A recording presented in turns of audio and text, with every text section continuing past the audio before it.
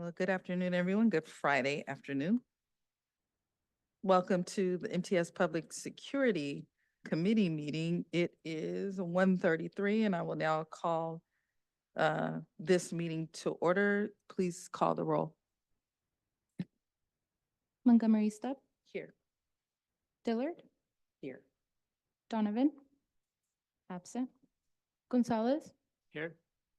Rodriguez, Present. Hall, absent. Chair, we have a quorum. Thank you very much for that. Our first item on the agenda is non-agenda public comment. This is an opportunity for the public to comment on items that are not on the agenda today. Do we have any requests for public comment? We do not. Okay, thank you very much. We will now move on to item number 3, and that is approval of the March 29th, 2024 Public Security Committee meeting minutes. Do we have any requests to comment on this item from the public? We do not. Okay. And at this time, I will entertain a motion to approve the minutes. I'll second. Well, I'll make you a motion, Councilmember Dillard. And do I have a second? Yes. I actually didn't move it. You moved it. I So moved it? then, Okay. I will second the motion. all right. Sorry for the confusion. We have a motion by Councilmember Dillard and a second by Councilmember Rodriguez. If there's no further discussion, all in favor say aye. Aye. Any opposed? And that item passes unanimously. Okay, we're right into our discussion and report items, and we will start with number 4, Prevention and Deterrence of Lewd Acts on Public Transportation. You may begin when you're ready. Good afternoon, Board. Karen Landers, General Counsel. I'm here with Dan Brislin, our Deputy Director of Security. Forgive me for the sensitive, uncomfortable topic that we're talking about here, but we thought this was an important initiative that we wanted to bring to your attention. I hope it is not controversial to say that we, at least as staff, think that lewd conduct on public transit is unacceptable and should be something that we should be taking action if we can to prevent. So just to set the stage, the Penal Code Section 314 is really where the definition of lewd conduct comes in, what we call lewd conduct, and it prohibits a person from willfully and lewdly exposing his or her, person or the private parts thereof in any public place or in any place where they are present other persons to be offended or annoyed thereby. And generally, the first offense is a misdemeanor, subsequent offenses are felonies. And a thing that's important to understand where some of our frustration that we'll talk about later comes from is that generally for a misdemeanor crime, an arrest can only be made if an MTS or by MTS, if an MTS officer personally witnesses the conduct, or if a judge issues an arrest warrant. And normally when we find out about this at MTS stations or on vehicles is somebody calls it in. So we weren't the person that witnessed it. By the time our officers arrive, the act is over. And so then the legal criminal process would be that you have to have a judge issue an arrest warrant. And where our frustration has been is putting together a case that would allow somebody to go to a judge and ask for an arrest warrant. So we're going to talk to you a little bit about a pilot project we're working on. Just to put this in context, we went back and looked at the reports of incidents that we had documented on MTS property over the last year and a little bit less than a half. And we had 52 reports of lewd acts, 34 reports of indecent exposure, another 18 of sexual battery on our system in 2023. So of those categories, you're averaging about 2 per week. And there's really been barriers to prosecution and accountability. And I've put at the top of this slide one of the significant incident reports that we get daily, and then the some of the board members in this committee get reports on a weekly basis that call out some of the significant events. And again, forgive my language as I read into the record what this was, but this is an incident from just this past month in May, where at the Palm Avenue trolley station, it was reported to us that a male was masturbating on board a southbound Blue Line trolley, at the Palmer Street station. And Our transit officers responded, but no patrons or employees wished to press charges. And so the suspect was interviewed and released by our security, and we generated a report. But it's just so frustrating to read these on a regular basis and see that this conduct happens, it gets reported to us, we respond, and then we seem powerless to do anything about it and move it forward. And so we, over the last year, have really been trying to figure out how can we have more action taken. And so again, traditionally, law enforcement has always required that there be a victim that agrees to press charges for these types of reports. And that's because normally that victim is the only witness who can testify to what happened. And so that's some of the only evidence that gets presented at trial. And so if they're not willing to press charges, then I think that they think they're not going to have enough evidence to go to trial. You know, I'd like to think that it's not that the law enforcement doesn't care, but it really, if they're not there saying I'll press charges, nothing happens. It doesn't move forward. And so I personally, and I think the rest of our staff and our leadership here really feel like that victim label presents just too much of a burden on our passenger that's reporting the incident. It's not fair to put that all on their lap, you know, in their shoulders, that sometimes they have to wait hours for law enforcement to respond and take the report. And they're on their way to work or to, you know, school or to other important activities. They can't sit after they've already been victimized by having to witness this and wait for law enforcement to come when they're available. And it also just kind of, I think, creates a mental burden on the passenger that they have to press charges. And so now they have the responsibility to carry through the prosecution, keep the pressure on the law enforcement or the DA or the city attorney, and to just solve this all on their own. And we think, and some passengers and employees fear that they'll be targeted by that suspect for reporting them. And so there's a fear that's there. So one of the things that we have been asking over the last year is, why can't MTS be the victim here? You know, we really are being especially affected by our MTS and our passengers and our employees of having this continuously happen with no repercussions on our system. And, you know, just at its basic, an inability for us to take effective action and prevent or deter this conduct.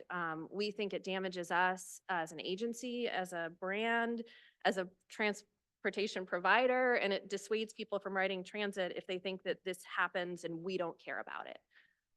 And so we started asking the questions of, can we take the lead on requesting prosecution of this conduct so that we can be able to protect our passengers. And we just feel that we as an agency are more capable and prepared to bear that burden and the workload that's associated with requesting prosecution and providing evidence to law enforcement and prosecutors. We also are unique in the sense that you don't need, we want the witness to testify, but we don't need that victim to press charges. We've got extensive closed circuit video system and evidence that shows the incident happening. And so that is proof in of itself that the unlawful conduct occurred. And then our officers can collect the witness reports and identify the names of the people that witnessed it, that maybe would have been the traditional victim, so that if they need to be interviewed later or subpoenaed to testify, you have the ability to go do that. And we can identify the suspects and create the report of, we know exactly who did this. And so what we really want to be able to do is act as the liaison with those passenger witnesses to navigate the court system, show them that MTS cares and that we are taking action to prevent and deter this type of conduct.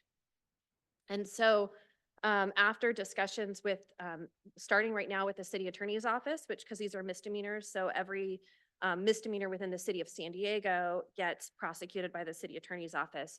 I will say that our plan is, like, in the next, couple weeks, to set up a meeting with the district attorney's office to do this exact same thing in the other jurisdictions that are prosecuted by them. So, but the city attorney's office has agreed and has prepared training to provide to MTS and our officers and our staff on what is the evidence that they need collected in order to prosecute a case. And so how to take the witness statements, what the video is that they need, any other things that need to be preserved, and understand what those essential elements of a crime are to like allow a successful prosecution.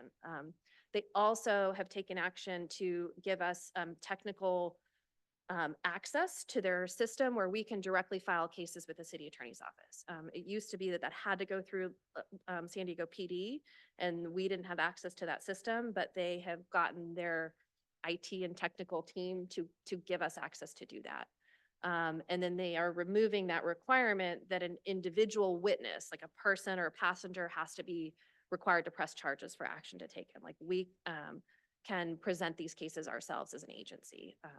And one of the things that we're doing is that we're creating an investigator position from our available CCI ranks and we're currently recruiting to fill that position. But that will really improve our ability to investigate these incidents, take the witness statements, work with the city attorney's office to prepare these cases in a professional way that then allows them to be successfully prosecuted.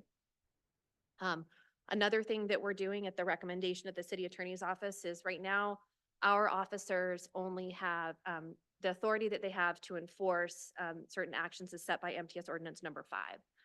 And what was not in that was that penal code section 314. And so we are expressly adding that in. We went ahead at their suggestion to add this in. We've done a kind of comprehensive review of ordinance number 5 that will be on the board's agenda on the 20th to just revise that, update other provisions, but specifically also to add this section 314.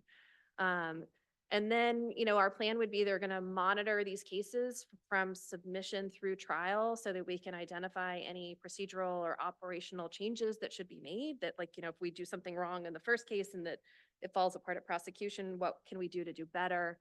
And then if some of those like hurdles that we come against that we can't get over are, political, we'll like address them politically, I guess, of if we need the political will, but also if they're legislative, if there's some legal issue that we can't, then we would put together a proposal to seek legislative changes to allow this to happen. That obviously would require a potential amendment to our approved legislative program, but our goal is to figure out, can we do this as is now, or are there changes that need to be made? And we'd report back to the board about how that goes.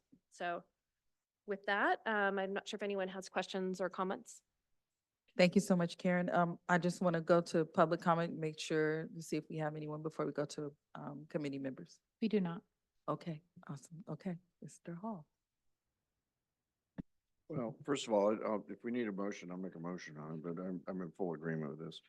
I guess what we're getting to is, you're right, we have all the cameras, MTS could be the victim. If we need the employee to get notified, and if they have to go testify, we pay them to go testify, I guess is a question. Yes. So I think that would be fine. The other thing I was talking about was which is going statewide. If we need to have that done statewide, we can kind of know a few politicians, so we could always take it up to the state and have them do it for all transit. That's what I was thinking on that, so that would work. But the one thing I've been kind of pushing myself though is in Santee, when we have problem children, we have a no trespass agreement that we use, and that it's a sheriff's form. I think we should develop our own form. I think we should have them, if they're doing these kind of things on the trolley, they should not be on the trolley, period. We do have an exclusion policy and process. It's not a board adopted policy, but it's a documented, this is how we comply with due process and the times and circumstances that we would kind of revoke somebody's riding privileges.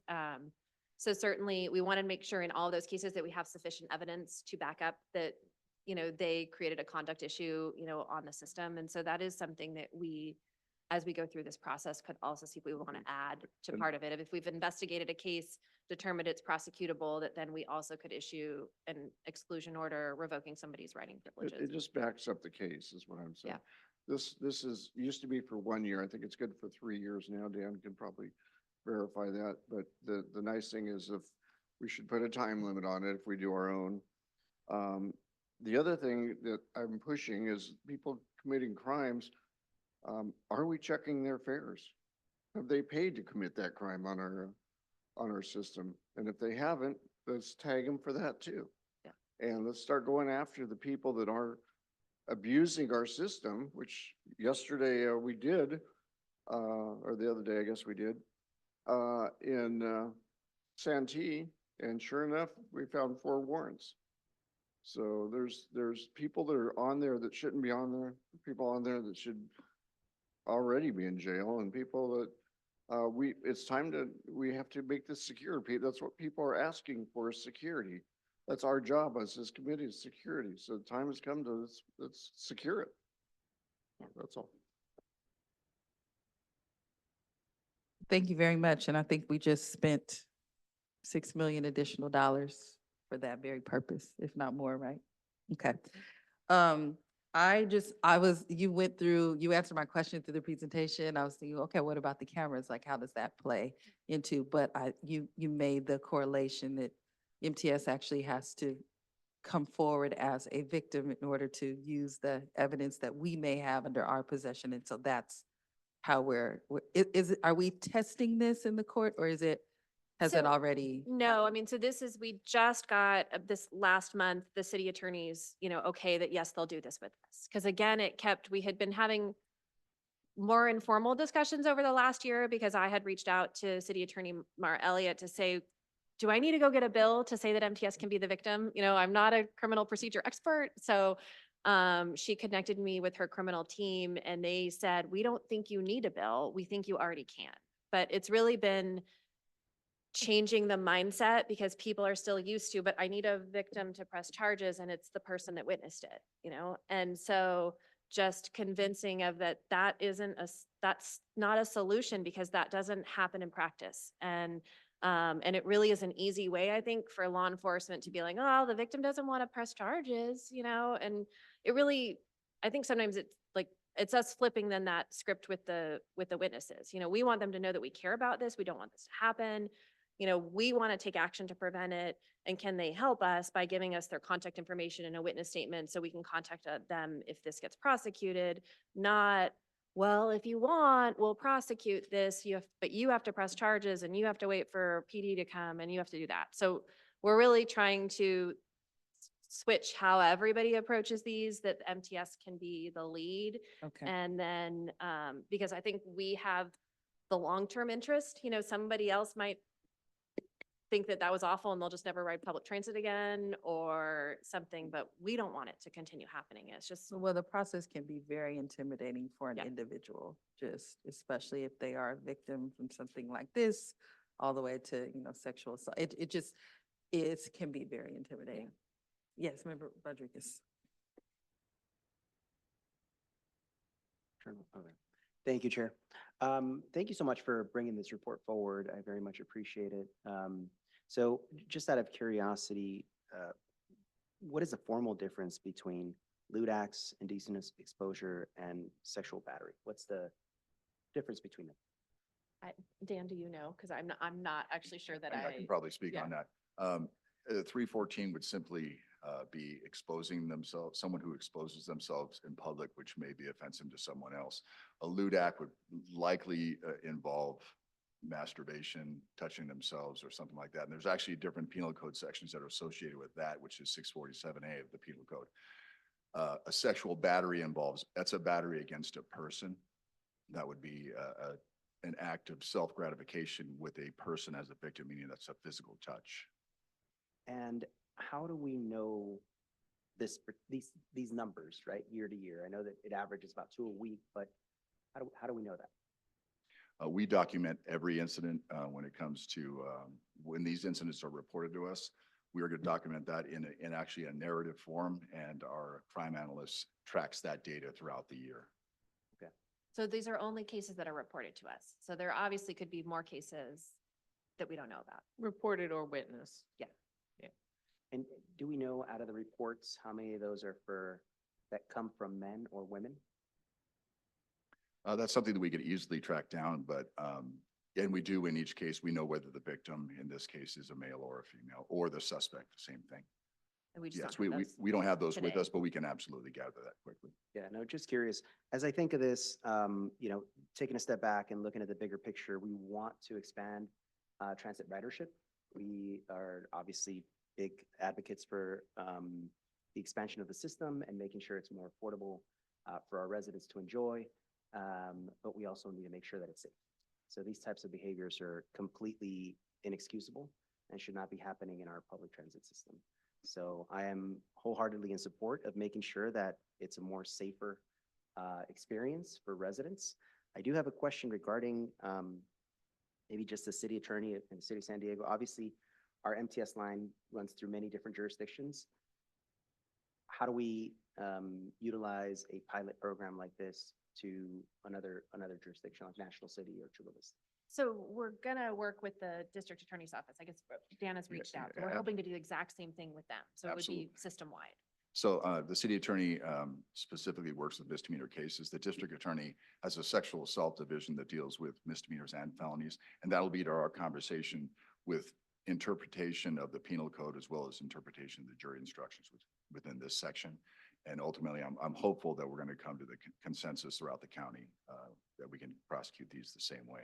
It is a little bit of a paradigm shift that we're used to in law enforcement, in that if you didn't have a victim, you would essentially have someone who's, I don't want anything to do with this. You don't have everybody testify and you have hearsay. Well, this is such a unique environment in that even if a person doesn't want to be a victim, but if they can provide some witness statement, and then we can later on build a case in which we gather video evidence, we gather more corroborating evidence, and we're able to submit a case to a city attorney or the district attorney to evaluate, and ultimately they can move forward with prosecution.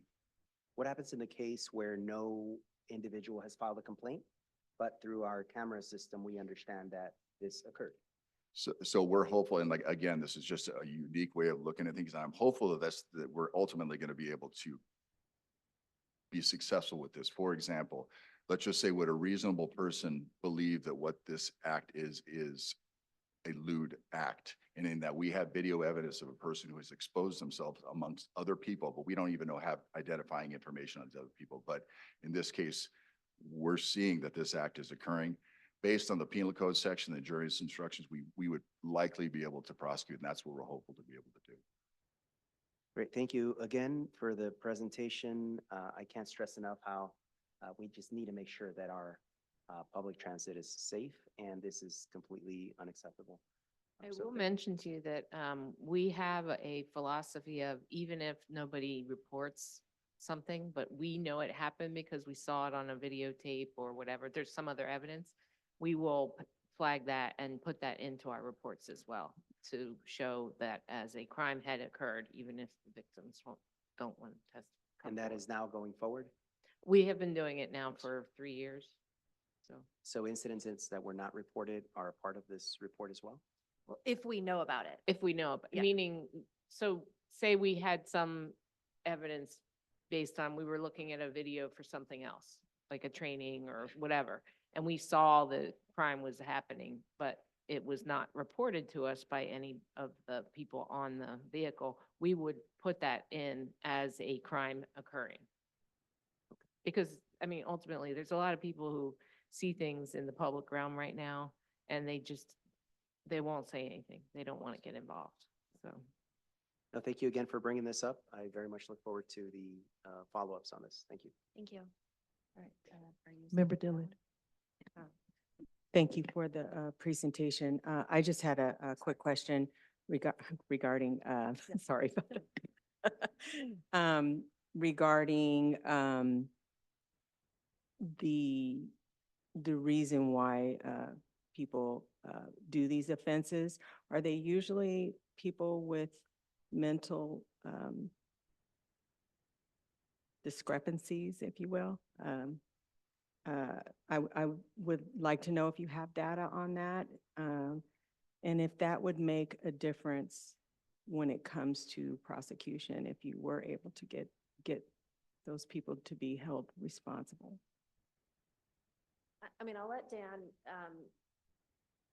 respond. I think in general, we don't know. We're not experts, so anything we do would be speculation. I would assume it runs the gamut, that some people may have such a mental health issue that they don't have like control of what they're doing. And I don't know how the system would treat that situation.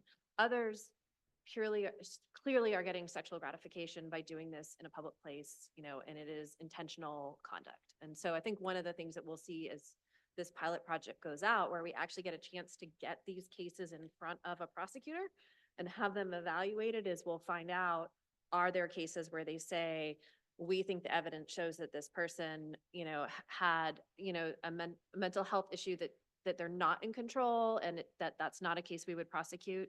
I would still think certainly conduct, just because you have a mental health condition, maybe you need to approach it in a different way, but it doesn't mean that conduct should be, all conduct should be tolerated. So I think we'll learn through the system of what can be handled in a criminal prosecution and what needs to be handled in a different way. And so that's one of the things, because right now, none of these cases have really gone anywhere. They just stop where they report it, and we take a report, and it dies right there. So we don't have direct experience. I don't know if Dan and his career, his thoughts. Yeah, in this case, obviously it'd be speculation, just delving into, their state. What I would say is agreed. There are cases where mental illness is involved. There's also cases where intoxication is involved, where someone is simply exposing themselves because of the level of intoxication.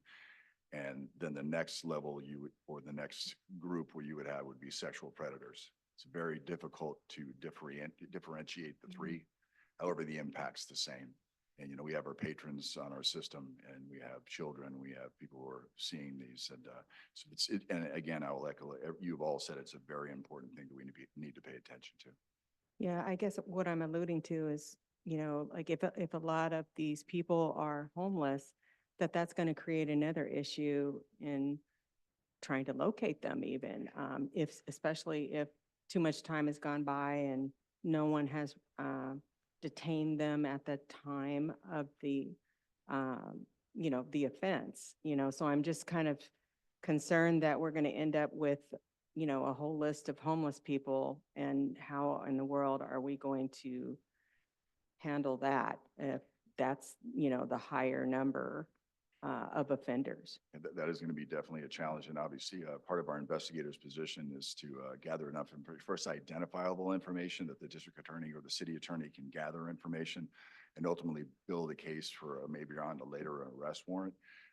And also with the assistance of our data analyst, at least getting information that we know someone who is on the system on a regular basis who may be a suspect of that crime.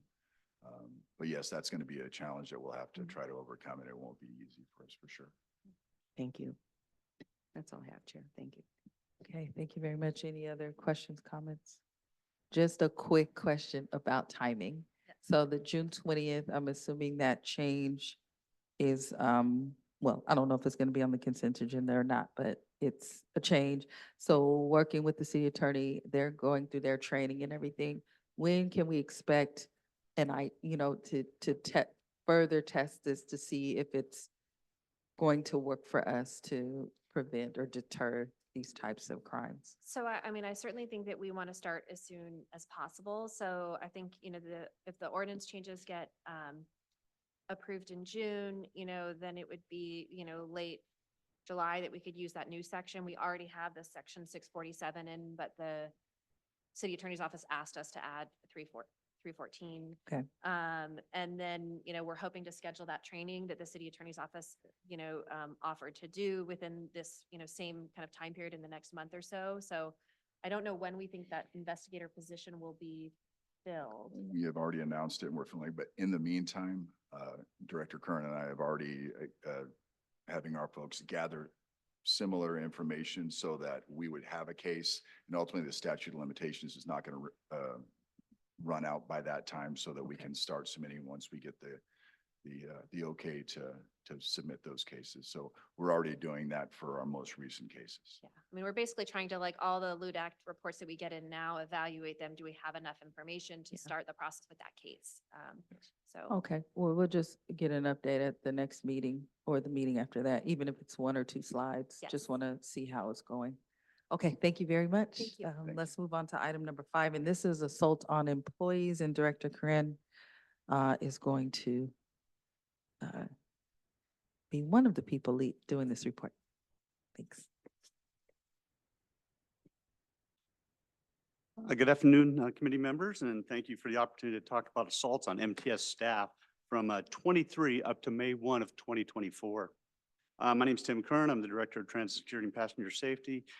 This with me is Chief Operating Officer Brian Riley here, and behind me is Jared Garcia, Safety Manager for bus. During this brief presentation, I'm going to give you some information on assaults towards MTS code compliance inspectors, contract security officers, also known as TSOs, train operators, bus drivers, and other staff members. I'd like to begin by showing the number of assaults that have been committed against code compliance inspectors. In 2023, the MTS Transit Security Department documented 122 assaults against CCIs. Up to May 1, 2024, we've documented 24 assaults on CCIs. The assaults range from simple assaults such as swatting at a CCI when they're waking somebody up on a train or a bus, to punches, being spit upon, and throwing items at a CCI, biting, up to aggravated assaults that cause injury.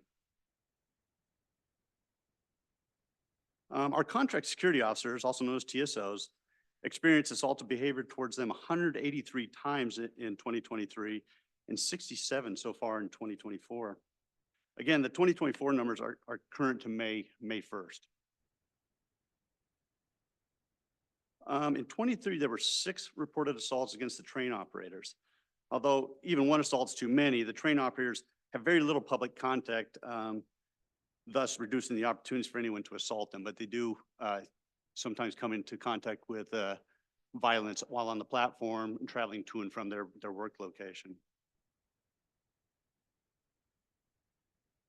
The bus drivers are very vulnerable to assaultive behavior and reported 47 incidents in 2023 and 28 up to May 1 of 24. Now, I personally ride the bus to and from work most days of the week, and I've witnessed the negative encounters the bus drivers have to deal with every day. Even though the buses are equipped with a plexiglass screen, assaults occur by people reaching around the screen. They try to strike them with their hands or close punches. They spit at them and throw items at them.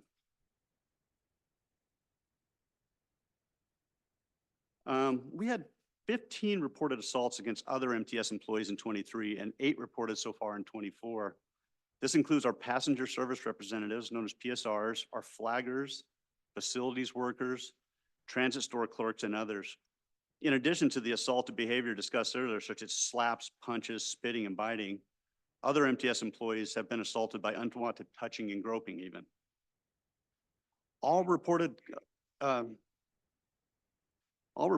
employee assaults are documented by the security department, and most are further reported to local law enforcement agency for investigating and possible prosecution if a suspect can be identified. At this time, I'm going to turn it over to Chief Operating Officer Riley and Manager of Safety for bus, Jared Garcia. All right, Jared, come on up. Good afternoon. My name is Brian Riley. I serve as the Chief Operating Officer of the Rail Division here at MTS. I was just at APTA Rail Conference in Cleveland, Ohio this past week. I got there on Saturday, had the opportunity to be there through Wednesday. And I can tell you that, there were quite a few sessions that were on assaults on transit employees, not just operators, but employees in general. So this is a big topic in our industry. And it's not just here in San Diego, it's globally. It's something that's a real concern with the Federal Transit Administration.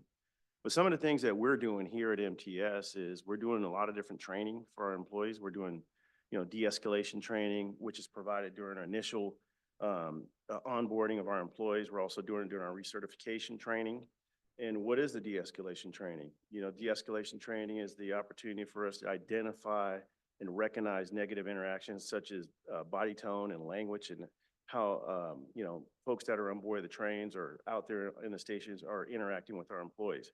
Disruptive behavior, crossing their arms, pacing, clenching fists, yelling, and bullying. We're also teaching them in this de-escalation training, situational awareness, being aware of the situation, what's going on around them, their surroundings, and the reasons and how to handle potential conflict. We think that's really important for our employees to understand that. And some of the things that we see when it comes down to just the reasoning is fare disputes, service delays if the trains are running behind schedule, vandalism, harassment, trespassing. Those are some of the reasons and some of the things that we do in this training for our employees because we think it's important is we teach them to keep a safe distance, remove themselves from the situation if possible, return to the cab. And as Tim mentioned earlier, our train operators, for the most part, are insulated. They're inside of the cabs. So they don't get a lot of interaction with the passengers or with the public in general, which is good on the rail side, but the bus operators do have to contend with the passengers at large because they're exposed. But those are some of the things that we do. Some of the communication techniques to diffuse individuals in distress we think is important. You know, if they're out there, you know, in Santee by themselves at a terminal, they may need to be able to diffuse a situation opposed to, you know, trying to contend with it. And we teach them to just remain calm first and foremost. That's really important. Avoid using authoritative titles, long explanations or excuses when there's a situation. And we really don't want them arguing or trying to persuade an individual. But more importantly, we think it's important that they use the radio and the resources that they have to get a hold of our dispatch center and make sure that security is aware of the situation and we can get security to their location as soon as practical. We want to refrain any of our employees, if they're not security, we want to refrain them from attempting to enforce agency policies. And we're really big on this. We think this is really important. This is something that we put on a regular basis through our, you know, different means that we use to communicate with our employees through memorandums, through our, what we call a rule of the week, what we call a tip of the week. We really want them to understand what their role is. We really want them to do their job and not try to enforce policy. So security is responsible for enforcement of the agency's policies as it relates to safety and security. So we really try to force that upon our employees, make sure they're aware of that. Take the next slide. Other things that we do as far as our standard operating procedures, and we have quite a few standard operating procedures that we keep relative and up to date, fresh as, you know, society changes. Active shooter, we go over active shooter. We teach our employees that, you know, if they can run, if possible, we'd like for them to do that. Hide, escape if possible during a situation like that. And the last resort is to fight if there's an active shooter situation. You know, you think to yourself, when is there going to be an active shooter? We don't know when it's going to be, but it's possible. So that's the reason we do the training. We see it happen all over the United States as well as outside of the United States. We also have several emergency procedures, standard operating procedures that we go over in our training. It's a part of the recertification process. And I'll just name off a few so that you're aware that we have these procedures. We go over these procedures in our employees. When I say our employees, I'm not just talking about train operators, but I'm talking about our employees at large. Standard operating procedures on emergency radio codes that are used to communicate with the dispatch. The reason we have these emergency radio codes is they're codes that the average person wouldn't know what those codes mean. It allows us to get information from the field to the dispatch center if there's a gun or a weapon or a knife or a bomb or some sort of situation that's going on, which is coded. Silent alarms that are on the train. Most individuals don't know that we have silent alarms that are on the train where the operator can activate that alarm that will send a signal back to the control center so that the controller is aware of an emergency that's going on a train where the operator doesn't have to communicate that. We have standard operating procedures on firearms on board the train, which is a code 95.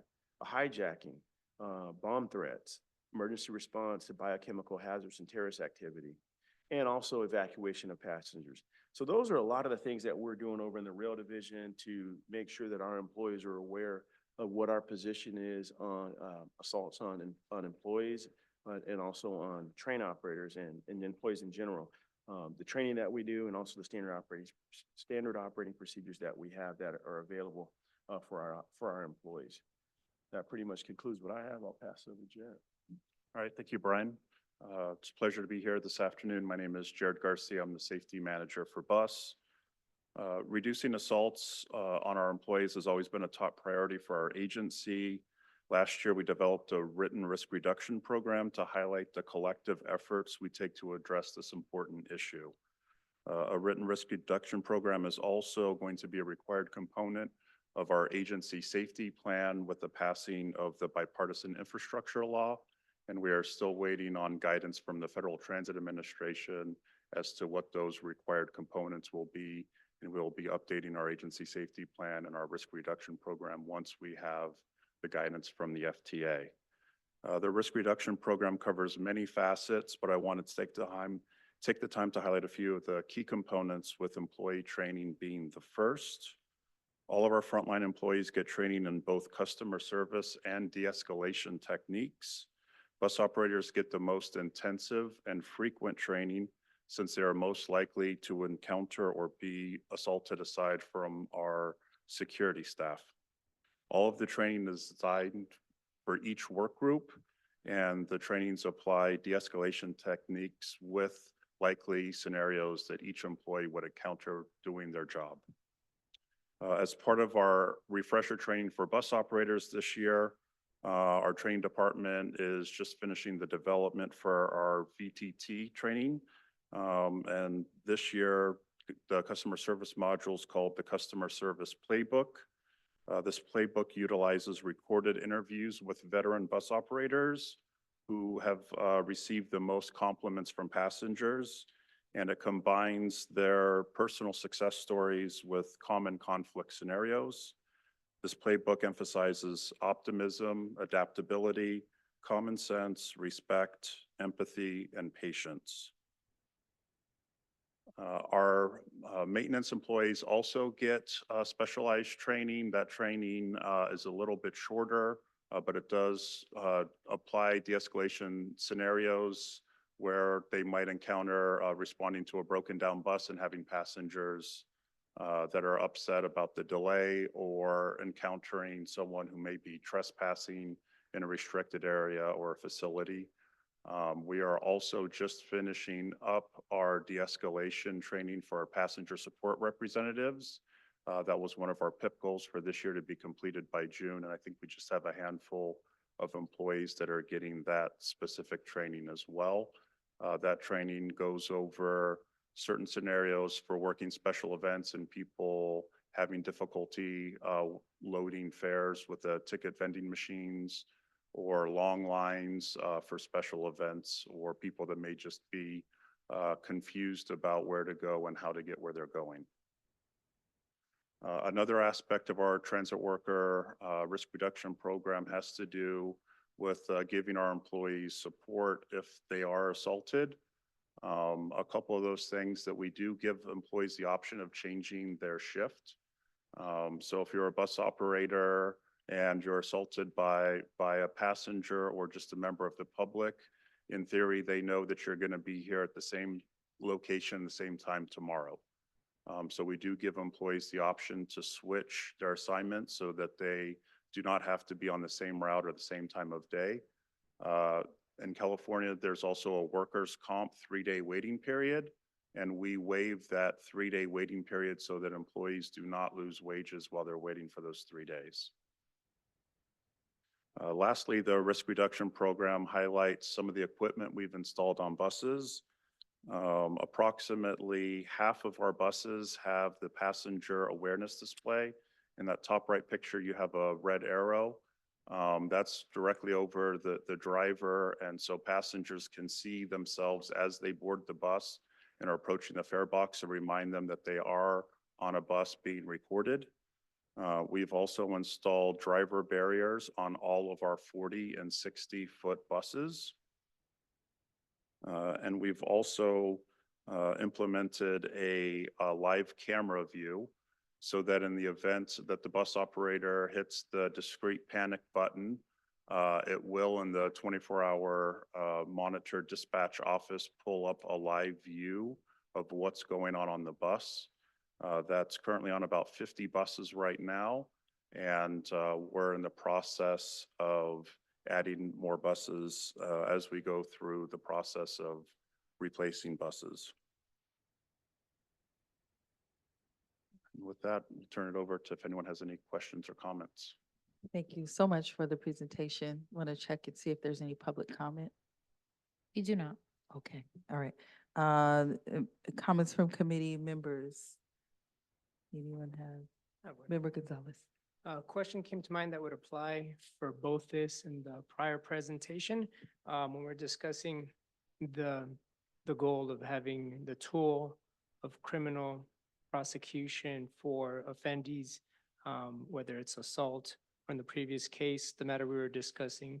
I wanted to know if there were other tools available as well. What came to mind during Member Hall's comments were the exclusionary agreements So whether there's things like in the absence of being able to prosecute, if there's agreement that prosecution is off the table, is there ability to agree voluntarily to being excluded from being able to utilize MTS services in the future as a result of any of these criminal activities?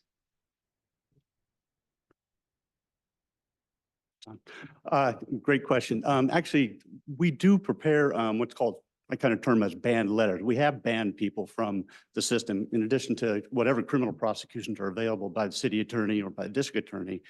I will sometimes prepare a letter for a, frequent violator of the rules. What I'll do is I'll document for MTS Legal all the incidents. I will prepare all the reports for them to review, get any video clips of the incident, and then have it reviewed by MTS Legal Counsel. And then our staff will go out, if it's approved, we'll go out and serve that individual. We'll go out and actually serve them a letter of it and say, you are banned for whatever the term is. It could be 60, 90 days, it could be a year. But we've done that numerous times. Is that only a possibility if they're prosecuted and found guilty in a court, or is it a possibility regardless? We've done it even if there is no prosecution on people that we find have violated rules so many times. I mean, most of them have numerous citations and numerous incidents that have been submitted to the courts, but Yeah, we worked with the security department to come up with a process of that. Even though you don't have a constitutional right to ride transit, because it is a public benefit, there's kind of a heightened standard that people have to use it. And so we believe that if we arbitrarily ban someone, could be subject to challenge, and that's kind of against our mission. And so if we're going to ban someone, it has to meet a standard that they are, unduly interfering in the operation of, or the safety, of our system. And so we go through and make sure that we've got that proof, and then we give them an opportunity to appeal. So it's kind of like a mini in-house process so that we've attempted to put together to meet due process. So, but we do that. We don't need the court system to do that. Great. Ultimately, if somebody didn't agree with our decision, they could potentially challenge it in court. And we would have to defend that we, basically fairly, had sufficient evidence to do it, and we gave them a fair process. Thank you. Appreciate that explanation. Just what we wouldn't want to do is just be challenged and not be able to utilize that tool the way that we have been utilizing. Member Hall. And that brought up a question for me. actually. When you say that is it like to the degree you're handing out those letters? Is it the crime? Is it the quantity? If they do 3, they're better off than they do 4? Or is it just kind of like you don't have an actual process or anything? We maybe could at a future meeting give a presentation on this. We spent probably 2 years putting together our exclusion policy, researching it, making sure that we felt like it made that. And then we work really closely to make sure that we have sufficient evidence, but it's a combination. It's if the incident is so significant and severe, we think that we could support a ban on one incident. If it's more minor, but it is so continuous that it's becoming like a real disruption into our ability to safely operate transit, then more minor incidents could lead to it. And then depending on the nature of it, that also depends on what we set the time period. Is it you've got 30 days because we hope that you getting this taken away for 30 days will change your behavior? Or is it, this is so significant that you need to prove to us that you're not going to do it again, come back to us and convince us to let you back on. And so it depends, but we try to make sure that the evidence supports whatever decision and parameters we put on it. Okay, well, hopefully that'll refer back to item 4 when we're doing this. Yes. Have you ever done it for fare evasion? I'm sorry, say again? Have you ever done it for fare evasion, that letter? No, Exclusion policy. no, that we do not have a formal. Yeah. That would be challenged in court. Yeah. Okay, yeah, and I appreciate this, and I want to bring forward the tools, not just this one, but other ones.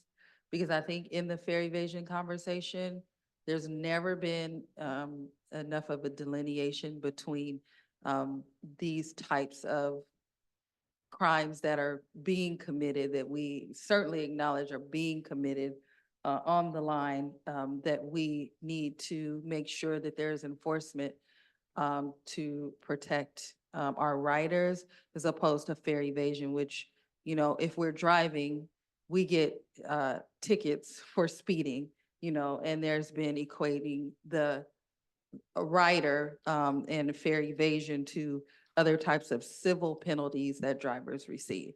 And so I really appreciate a delineation between the two, because in my mind, and if we did a study showing it's just not the same.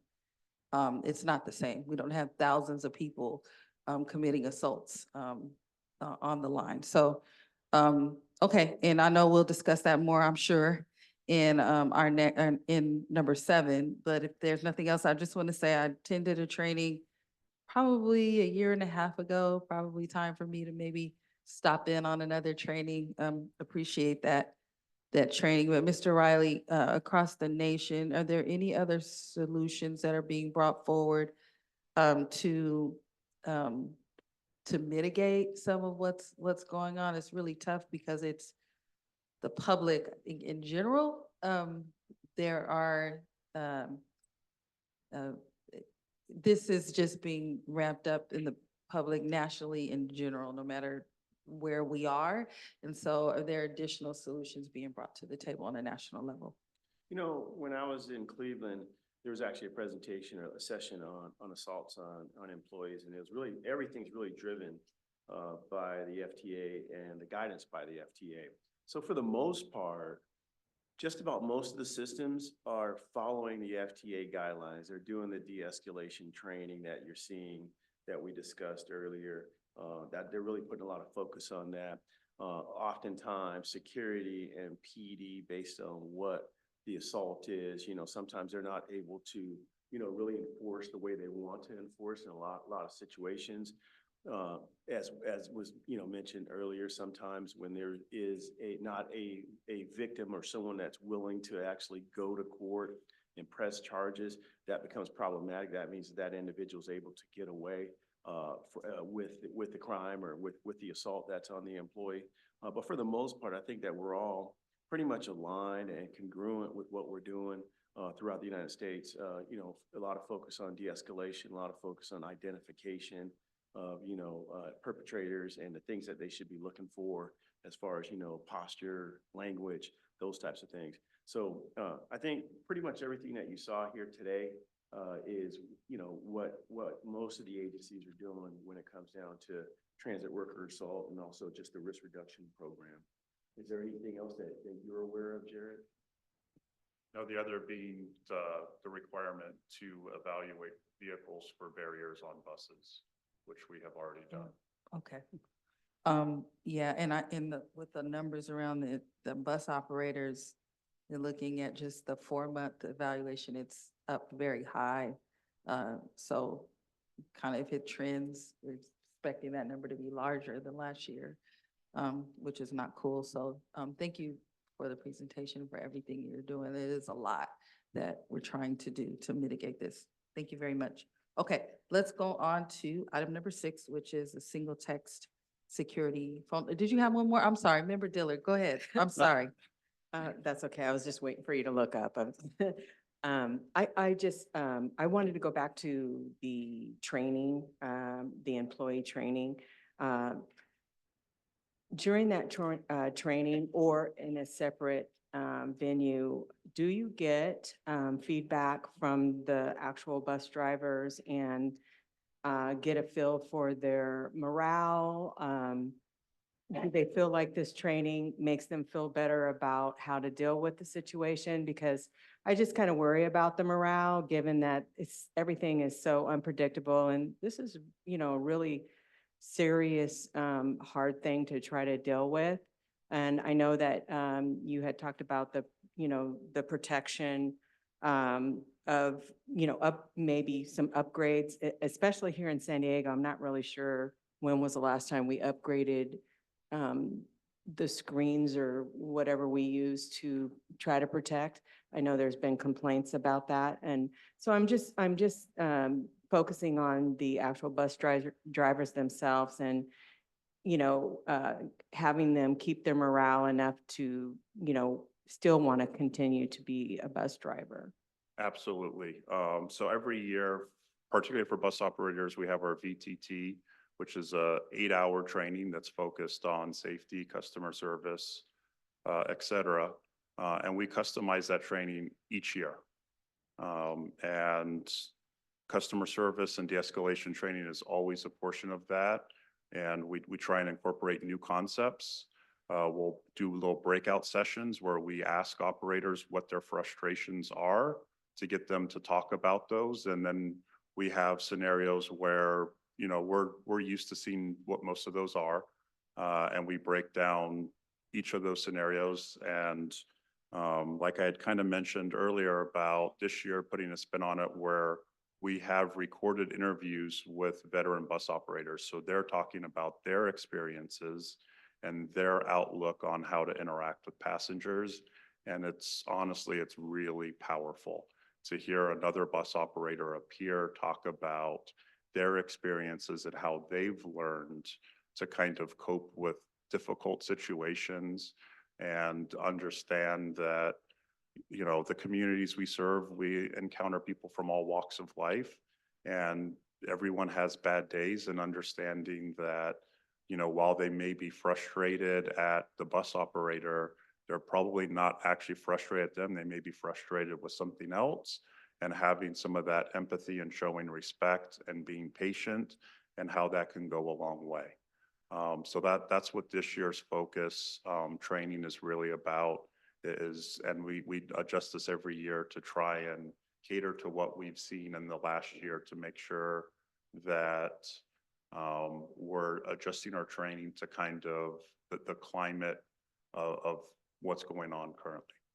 Yeah, thank you for that, because I really think that that's a part of it, is getting that feedback from the people that are on the front lines. And I appreciate, the training and getting that feedback at the same time or within the realm of what they have to participate in as far as the training is concerned. I know that that's really super helpful. And it's good for you to be able to get that feedback so you could tell whether they feel like those that type of training is helping them, really making a difference. So thank you very much. And over on the rail side, we don't see as many assaults on rail operators and rail employees. Yeah. But mental health is extremely important to us when it comes down to our employees, and we're doing a lot of different things. If one of our employees is assaulted or, have a situation where they feel threatened, that's something that, we definitely make sure that we have representatives within the rail division that will spend time with them, ask the questions that are necessary, and also provide the resources that we have, which is our employee assistance program, for them to be able to have someone to speak to. Last year we had a total of 6 assaults on rail employees. So we don't see as many as we do on the bus because we're just not exposed as much. But it's something that, mental health is something that we take very, very seriously. Oh, I'm glad that you added that. Thank you very much. Thank you, Chair. Thank you. If there are no other questions, comments, we will go to item number 6, single text security phone number.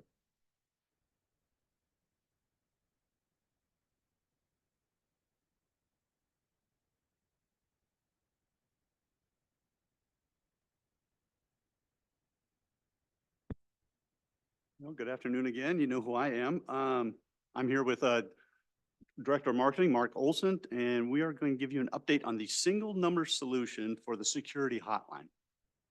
In the past, our patrons could contact MTS Security either by voice call or one number or text at another number. The system was commonly referred to as Ride Assured. The text line was actually just a smartphone that was in the security dispatch center and was monitored by the dispatchers and the on-duty supervisor. This was a very inefficient system, to say the least. The dispatchers were expected to monitor the smartphone while wearing headphones and monitoring the field units' radio traffic, receiving radio calls, and dispatching units to calls for service through the computer-aided dispatch system, also known as CAD. While most calls on the text line were answered in less than 1 minute, the efficiency of the process was less than ideal, and at times, text messages were not noticed or responded to for extended periods of time. Additionally, it was believed that the public would be better served if there was just one number to call for security services, and that number would accept either voiced or text and be connected to the CAD system. In spring of '23, it was determined that we needed a better, more efficient, and technologically advanced security system hotline. Working with the MTS IT department, our security systems administrator started to search for the ideal call-in system and technology for our needs. After much research and testing, the 5.9 software was evaluated and determined to be a good fit for our needs. At this time, I'm going to turn it over to Director of Marketing, Mark Olson, for further discussion on the 5.9 system. Well, thank you, Director Curran, and thank you, Chair and members of the committee, for allowing me to provide this information. So we just want to talk a little bit about some of the challenges that we were experiencing. One of the things that we learned from our riders through some research last year was that riders just weren't too familiar with the security hotline. And so that was one of the things to go to the one number solution, much easier for people to understand, much easier for people to comprehend rather than having two numbers in their phones. Sometimes it can be confusing. Which one do I text? Which one do I call? So that was a big motivator for us as well as easier on the back end for Director Curran's team. So that was one of the main things that we wanted to do is change up the branding and change up the look and feel and go in that direction. But yeah, as Tim mentioned, it was outdated technology. We needed to upgrade the whole system. And so that's what we decided to do and overcome some of these challenges. So the evaluation and selection, is reviewed with MTS customer service compared to some of the other solutions that were out there, the needs of the law enforcement systems and the communication elements to Director Curran's team, worked with IT and AT&T to customize the needs of the dispatch center, and figured out that this solution, the 5.9, was really the direction that we wanted to go with it. Alongside with that, we had to do a big awareness campaign. So alongside this launching in January, we decided to rebrand the security hotline. So we went away from this ride assured look. You can see it on the right-hand side that had a big picture on there of the officer interacting with a passenger. The numbers were down at the bottom. The challenge is, there's a lot of signs out there on our system, and they all have a purpose, and they're all important, right? But we felt that this one needed to pop out a little bit more. So what we did is we changed it to just focus on security at the top, show the badge as a visual, so it's very similar to what you see out on the system with our officers.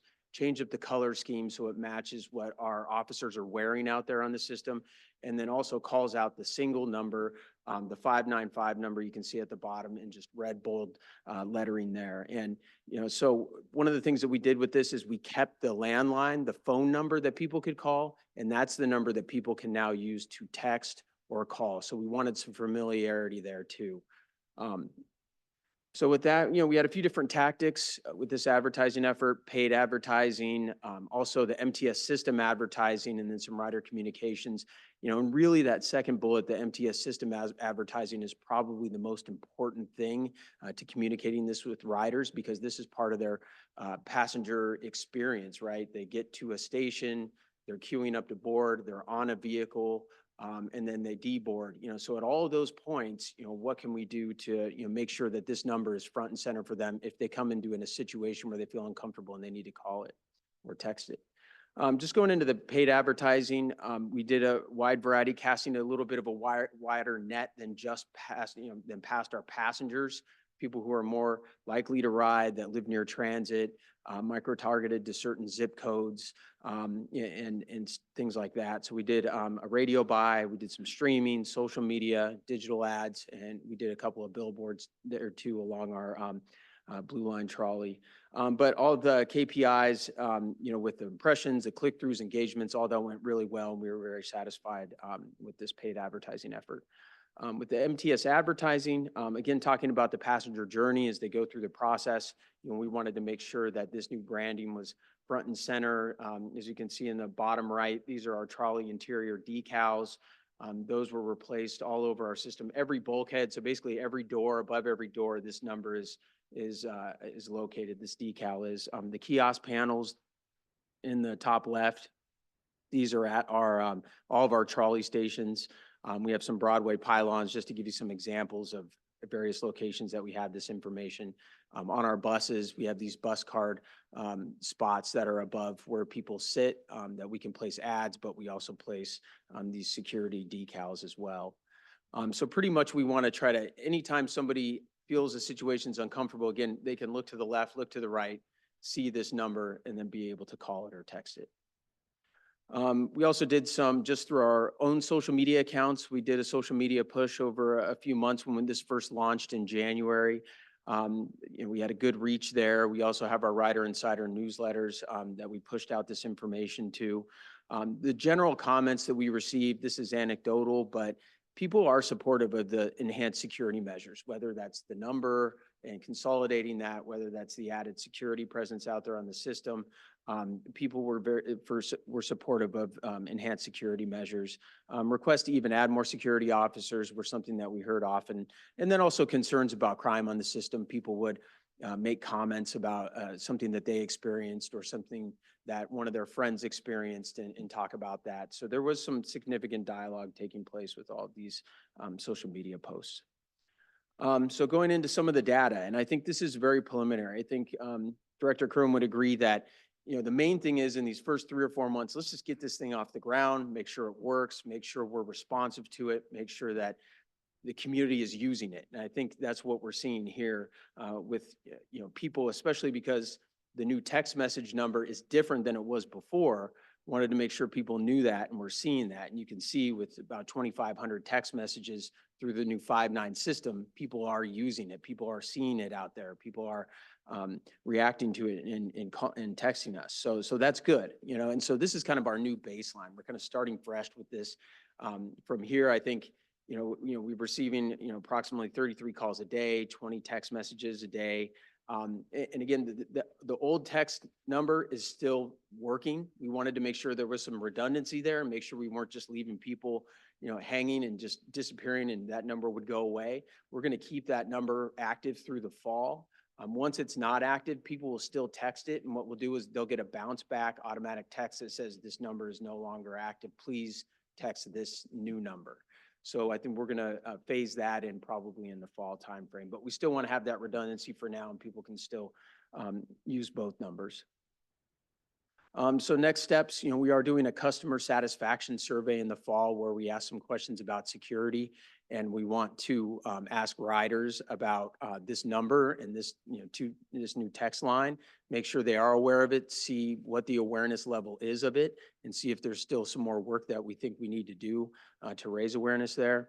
We're going to continue to gather and monitor, call and text data, see what people, try to match this up with what Tim's team is seeing out in the field, see what people are calling in about, learn the time of days, see what kind of patterns develop with this new 5.9 system and what people are contacting us about there. And so we'll start to really develop our KPIs as the next step moving forward over the next 3 to 4 or 5 months and beyond. And just a reminder, this is, one element to a number of security initiatives Director Kern's team is working on, improving the staffing levels, boosting coverage out there, increasing visibility are some of the things that we're really trying to hit home with the general public as well as our riders that security team is working on over the next year. So with that, we can transition over to questions and comments. Thank you very much, Chair. Thank you. Appreciate the presentation. Are there any public comments? We do not. Okay. I'll just ask real quick, are the calls going to a live person? Are we? Yes. Okay, all right. And are we, I don't know if there's any way to measure whether there are multiple people calling about the same thing, or one person calling multiple times or calling quite a bit. You able to measure that yet? Great question. We get calls for everything from somebody left a lunchbox on a bench to the ugliness of the lewd acts that we talked about earlier today. But they're all over the board, Chair. Okay, all right, thank you. Let's go to Member Dillard. Yes, thank you for the presentation. I noticed in the beginning you talked about missed text messages. In other words, someone texts but they weren't answered. Could you please clarify? Yes, with the old system, it's still there. It was a cell phone. That's what it was. It was a smartphone that was on the counter in our dispatch center. And when our dispatchers are at their unit, at their station, they're looking at a screen and they have their headphones on and they're getting phone calls through there. They're getting radio calls through there. And sometimes the phone would be on vibrate. It couldn't be, because they couldn't hear it. So right there, but sometimes because they'd be monitoring their screen so closely or taking a voice call, they might miss it. Did we ever truly miss them? Incredibly rare, but sometimes, most of our calls were answered in less than a minute. That was about 98%. But there was occasions when they were delayed Okay, and very rarely but missed. But it did Okay. happen. okay, so, okay, thank you for that. And then I was wondering if you actually have any data on the time frame in which the bulk of those text messages or calls are coming in. In other words, are they coming in during rush hours, in the morning, in the evening? I don't have that specific data, but I can tell you, majority of our calls come in during our busiest commuter hours, which is generally 6 in the morning to about 9, and then from about 5 in the afternoon till about 8 o'clock in the evening. That's when the majority of our calls. But I can get you those numbers. Okay. Our busiest times, absolutely. And I don't know if this is the right category to ask this question, and, please forgive me if I'm asking the wrong people, but I have a daughter that lives in Seattle, and we visit her every once in a while. And they have a system called Link, which is a really good transit system for, their railway. And I noticed when I ride the Link during rush hours that they have the sheriff's department, a group of 4 that step on while during the rush hours, and then they step off. They don't do anything. They don't talk to people. They just have like a show of presence.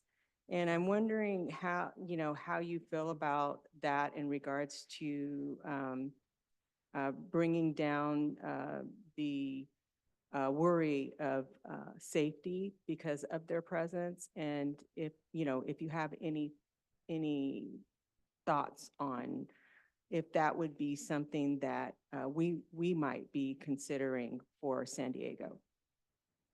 Well, I can tell you that our station people, our station transit security officers and our CCIs, when they're at a station, when train pulls in, part of their duties are to step on the train. Unless they're dealing with another incident or something, we want them to step on the train for that very reason. Our best tool is our presence. I think you'll agree. And we do that constantly. We even count our step-ons. We track them, step-ons and steps-offs. As far as in the sheriff's jurisdiction, I think that's a great program. I wasn't aware of it specifically, but I do know that in sheriff's jurisdiction, they do that. Up in North County, they do it because they contract with them, but I'm not aware of any plans to do that here. We did have a team though, where we had a STPD, I think it was National City Police The old Department. JTAF team. JTAF, yeah. Yeah, that was We had joint a area a task federal force. grant for it to basically pay those jurisdictions to have a team of people who would ride our system on a regular basis, just to have that kind of presence. And we've been talking about possibly doing that again. Yeah, I was just wondering, did you get stats on that and whether the issues Yeah. went down as a result of that, or? Couldn't really give you that, but Gauge it. we did show what the results of their interactions were. Mhm. So if there were arrests and that, Well, we- warrants Yeah. and that kind of thing. We And did I- get a much faster police response when that task force was in place. It Mhm. ended about 4 years ago. It's been a while, Yes. but much quicker response. And they worked 4 days a week, usually in the afternoons. They would start around 1 o'clock in the afternoon and work till midnight, our busiest times. Yeah. And So- it gave them a greater understanding of what our officers have to go through as they are trying to keep people safe and happy.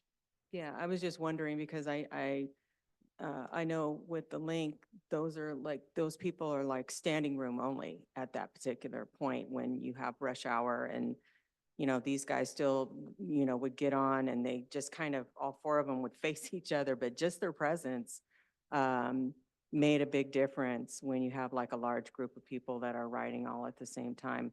And so I was just curious about that. And it might be something that we might want to try to consider to help bring those phone calls down. Thank you. Yes, ma'am. Thank you, Chair. Thank you.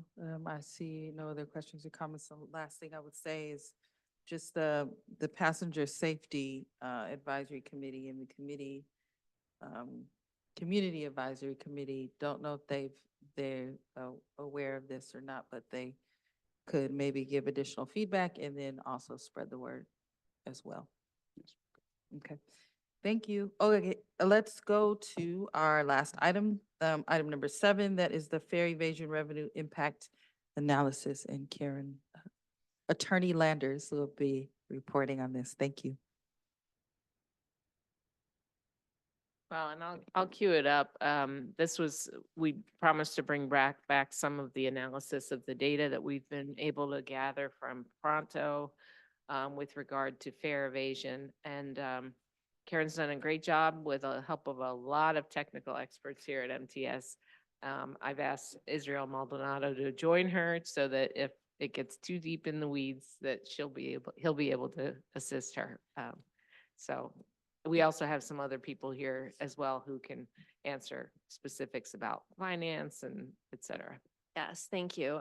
So yeah, as Sharon said, we have been deep in the weeds of what is all the data we have, what does it mean, how are we interpreting it? And I have been well supervised by and assisted by Israel Maldonado, our Director of Fare Technology. I've also worked very closely with Mike Thompson, our Deputy CFO, to make sure that the revenue and other data that we're using. And then Dennis Desmond in any report that you do is always very helpful. I'm going to be giving this report, but a lot of other people have contributed to it.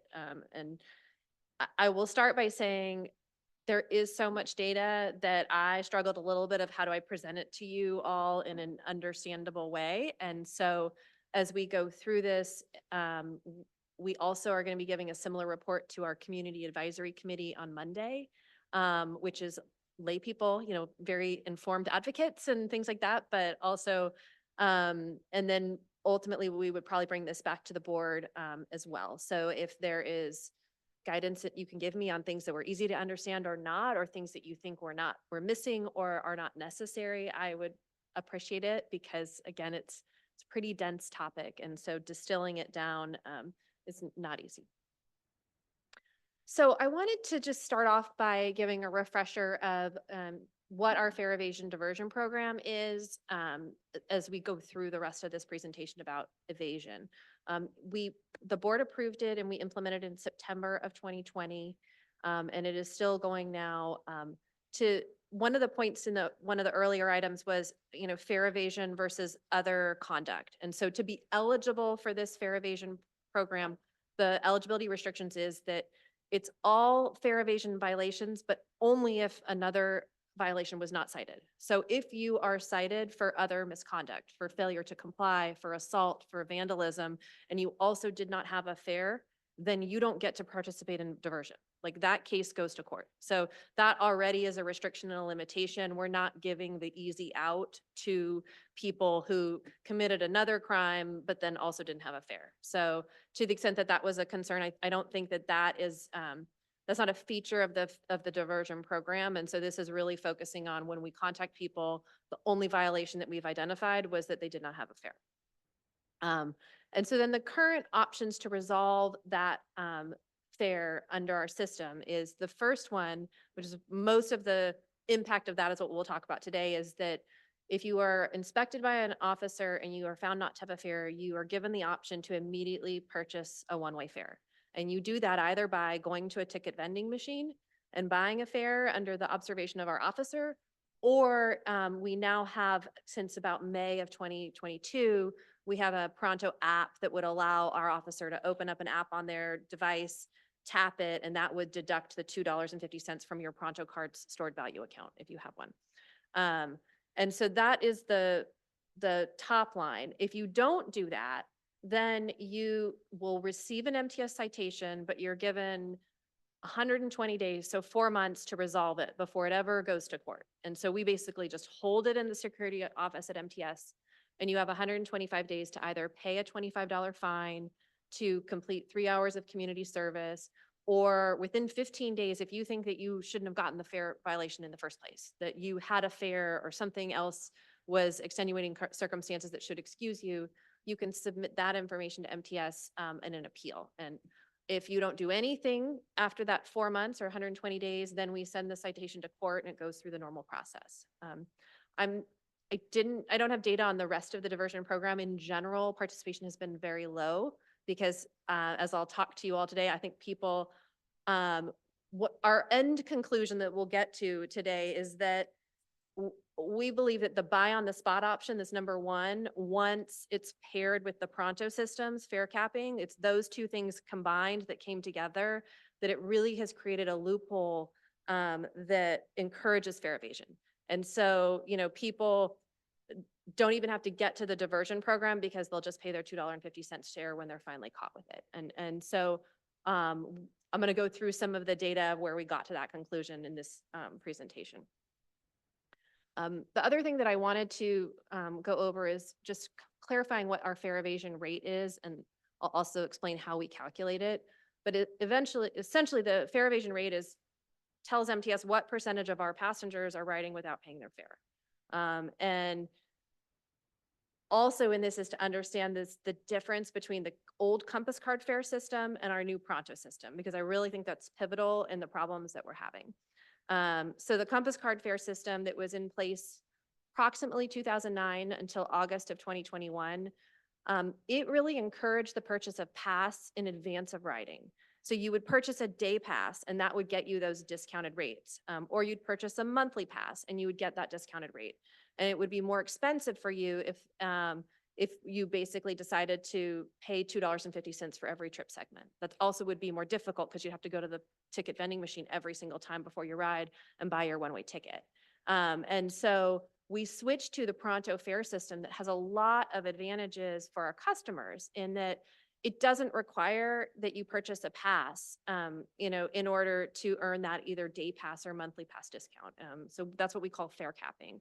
And it allows the rider to pay $2.50 for every single trip segment, but then they max out at a day pass in a day. So if they have a trip that has 4 different trip segments, you know, so maybe you have to transfer in the middle of it. And so you pay $2.50 for your first ride, you tap at your next transfer, you pay $2.50. And then that you're at $5, when you're on your return trip, the first segment, it taps, it will only charge you $1 because it's maxing you out at that $6 day pass instead of charging you $2.50 and another $2.50 on the final trip segment. And so that gives our passengers like an easier way to pay for this too. They can pay as they go. They don't have to have $72 at the beginning of the month. You know, they can add money throughout the month to earn it. And if there's a given month where maybe they didn't ride as much, that they wouldn't spend the full $72, you know, they don't have to spend that full amount. But with it comes this way to game the system, because the only way MTS gets paid is if that passenger is tapping every trip segment.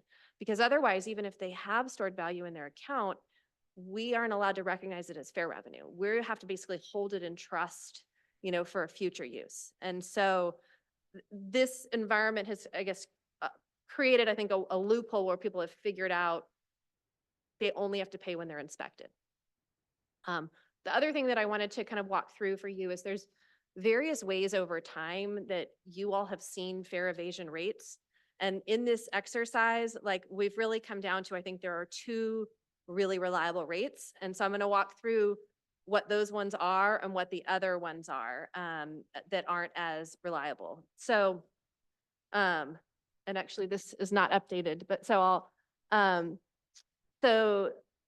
I'll make a comment on the statistics from security officers that's not quite on there. But so the 2 reliable ones that we think are the special enforcement details, we call them SEDs, that our security does. And another thing is most of this is focused on trolley, because trolley is the no barrier system. So the analysis that we've done really focuses on trolley revenue, trolley ridership, and the fare enforcement is happening on the trolley. We have bus as a comparison, but it's different. So these SEDs are done on the trolley. It's where a security detail with officers check every passenger for a fare, and it's a closed environment. So they can't leave, they can't avoid inspection. And so that's why we feel like it's a reliable source, because in other situations, like even the rider enforcement details, which some of them have similar numbers to SEDs, but they're not as closed. And so we check as many passengers as we can en masse, but it's not a closed environment. So people that don't want to get inspected, can slip away. The other one is the statistics from security officers. And this is where it's manual statistics regarding inspections, citations, refusals to cooperate, on-the-spot payments. Those on-the-spot payments, though, are the ones where they walk the person to the ticket vending machine. And these are the statistics that you all have been seeing in the weekly security report that we send to you. And so if you crunch those numbers, that fare evasion rate looks lower, because what I have realized, and I've talked with our security department about what we're going to change, is that it does not include this pronto inspection and validation app data, which is the buy on the spot through the app. And that's where we're seeing the volume and the really high numbers of the evasion. So really our true evasion is probably those security officer stats that aren't captured in the inspection app, because those people don't have a pronto card to inspect, plus the pronto app. But so we're going to work with security for future reports, we're going to add in the pronto validation app data, and so that you can see that as well. And so then what I'm really going to go into today is our pronto inspection and validation app data, where that is the apps where the inspection app, that's what the officers use to go touch every card or smartphone card to see, do they have a fare? And then if they don't have a fare, they switch over to the validation app, and the validation app lets them try to validate that fare. So if there's a percentage of people that actually have a pass product on, so they've already paid, but they didn't tap, so it'll identify that. But most often it's used of just the person have money in their stored value account. I'm going to take that buy on the spot payment out right now. So that is a huge volume of data that we have. And so we think the statistics are very reliable. And that is really like the issue that we're most concerned about right now. And then the final way that some people use the fare evasion is from the SANDAG issues these reports that are based on ride check surveys. And that's where individual passenger surveys are conducted, where somebody goes and approaches people every month on the trolley and asks them various questions. And some of the questions that they ask them are, what kind of fare did you buy? And they'll say, I bought a college pass, or I'm on a City of San Diego employee U pass, or I have an adult monthly, or they'll say, I don't have a fare. But it's all self-reported, and it's not verified. So I'll talk again, but there's a SDSU capstone report that was done, and they cited an 8% fare evasion rate. And we checked with them, and they were using these SANDAG self-reported numbers. So, and we just don't think that self-reported non-verified is as reliable as these pronto inspection and validation app or the SEDs. So that's what we've relied on in our analysis going forward, is those two, the two in red. So what does the data show us? Starting, like, we have good pronto data that Israel's team really helped us download starting in May of 2022. Before that, the app wasn't as widely used or wasn't available at all. And so that's what we're using right now, is the 24-month period between May of 2022 and April of 2024 is what we looked at. And so what it is really showing is that the bottom line is that stored value evasion rate is increasing, and then actually pass product use is decreasing.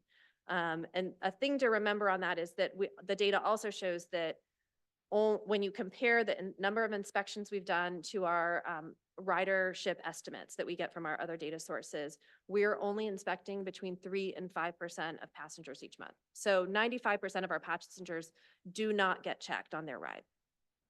And during this same period, we went back and looked at on the bus, when people get on, there are times when someone boards without a fare, and we don't want our bus operators to get into a physical altercation or things like that. And so they are sometimes allowed to board if they won't, like, deboard with a simple, you don't have a fare, you can't ride. And so there's a no fare button that they do. And in those statistics for the same period, it has steadily been 3%, on the bus. So, but this for the trolley shows that, people at the beginning of Pronto were still buying pass products. So, 29% of all riders had a valid pass product that they tapped on their phone in that 2022 time period. But then it has steadily gone down, and in, 2024, it's down to 21%. And then conversely, the people without a fare that are using stored value has gone increasingly up. So it started at about 22% in 2022, and it is now, for the 4 months of April of 2024, it's at 32%. Looking at this another way, we then wanted to look at historically, that was another question that we had gotten at the last meeting, was to go back and look at our fare evasion rate over time. And so our finance department helped us put together the trolley ridership numbers, the trolley fare revenue, and then I added in the evasion rate statistics that we had. I will caveat that 2020 and 2021, those numbers are less reliable because I didn't have SED data or Pronto data for those. So we use some of those manual numbers. But I really think that what this data shows us is that it wasn't the fare diversion program itself that got started in September of 2020 that created this problem. It was when we implemented Pronto in October of 2021.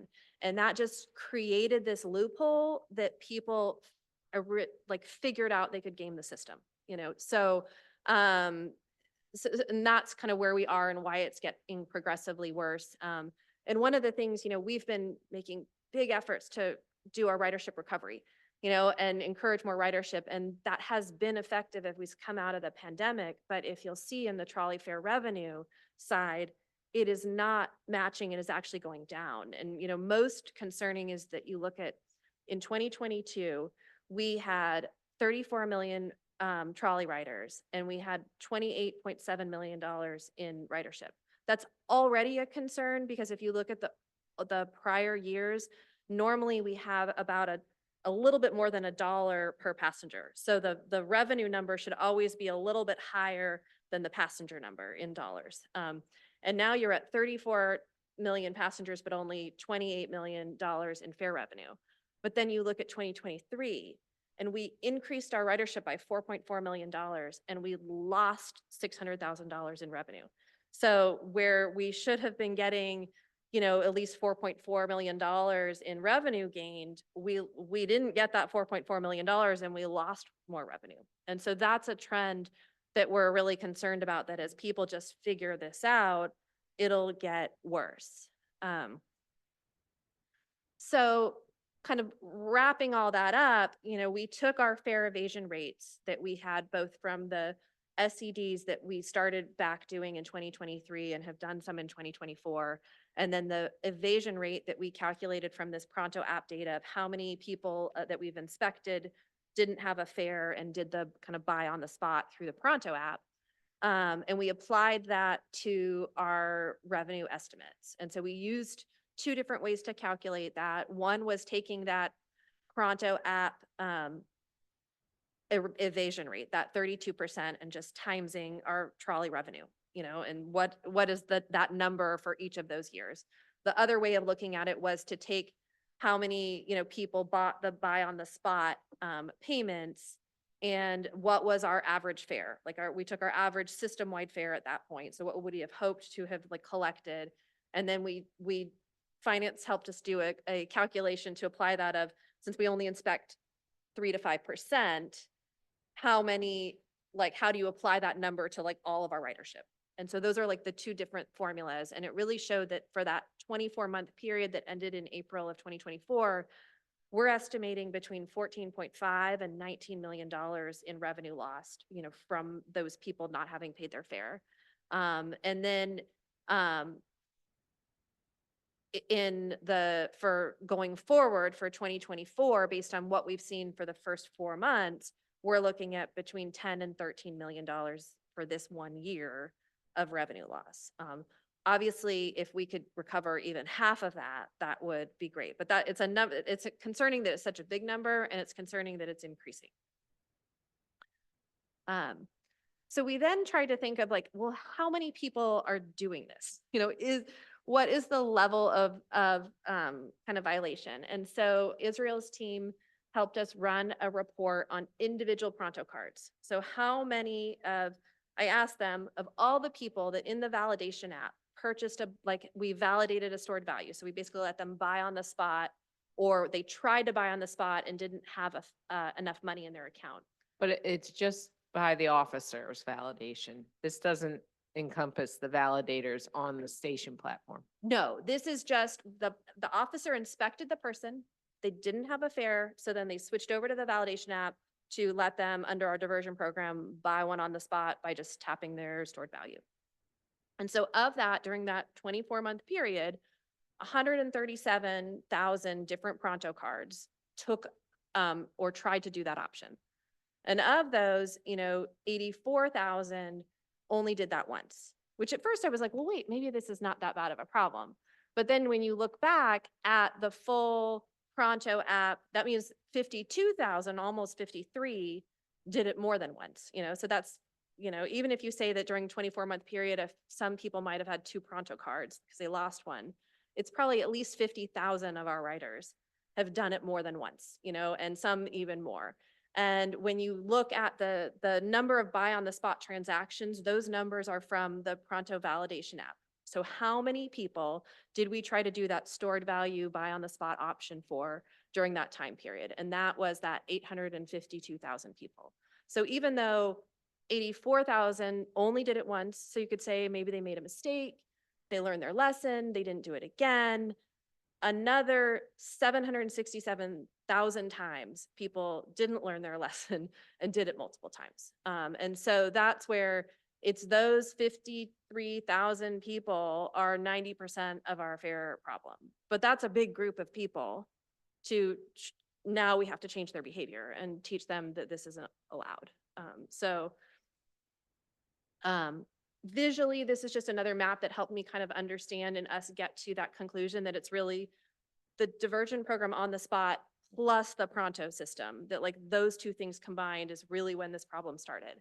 And so it will show you over on September of 2020 is when the fare diversion program first started. And when you look at this chart, the red is trolley ridership and the red line is trolley revenue. And then the gray is adding bus ridership on top, and the black is full revenue for the agency, because, and so what it really shows is, before full ridership was trending a little bit over kind of $1 per fare because it's a little bit more than ridership. Trolley ridership started off like that.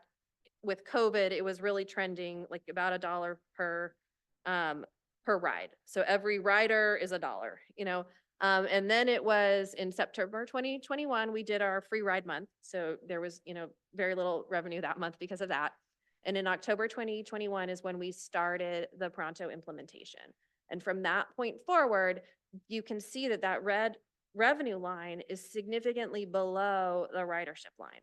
And so even as we grow ridership, people are staying below that, and we're not gaining the revenue at the same level that we should have before, which is really, you're almost at that for trolley revenue, you're supposed to be getting $1, and now we're at 73, 74 cents. It's 25% of revenue in the trolley side that you're losing.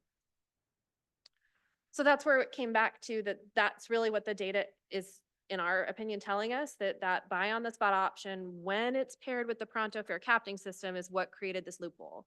And really, people have learned that they only need to purchase the fare if they're inspected by the officer. So they're not going to tap their Pronto card automatically and deduct the stored value for each trip segment. They're only going to do it if they're approached by an officer. And since only 3 to 5% of our passengers are inspected, we're not receiving that buy on the spot fare payment for 95% of our riders. So that option to get that $250 doesn't make up for all the riders that we don't check.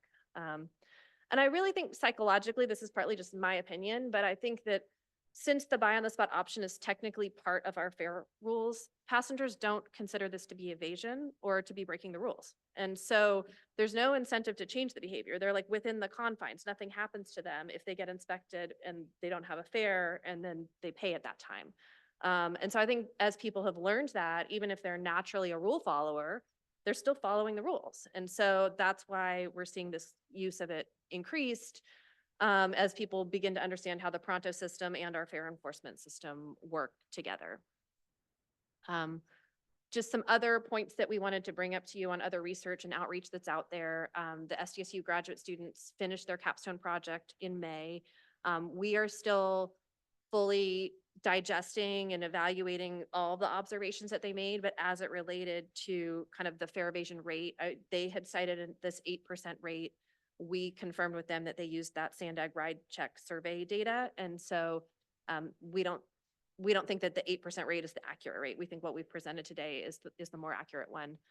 They did identify in their report that in their review, and they did a lot of interviews with our officers, and they did some ride-alongs, and that there is a high amount of refuse to cooperate segment of riders, which there is. I didn't bring with me the number. It's still, all of that together is maybe an extra 2% of like the refuse to cooperate and things like that. But that would not be included in the 32% that we're telling you today, because those people don't have a Pronto card. They're not being inspected.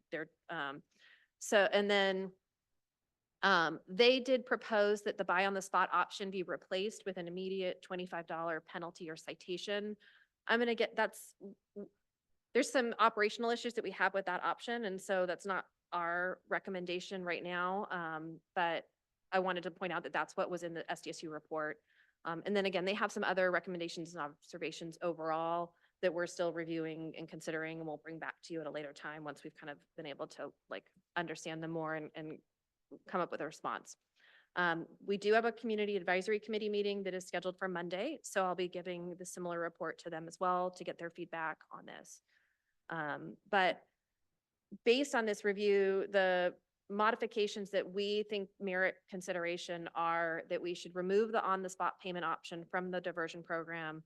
But we do recognize that right now, if people actually have to start participating in the diversion program, like in the traditional way, that the options to pay are not as easy. You either mail a check to us or you go to the transit store.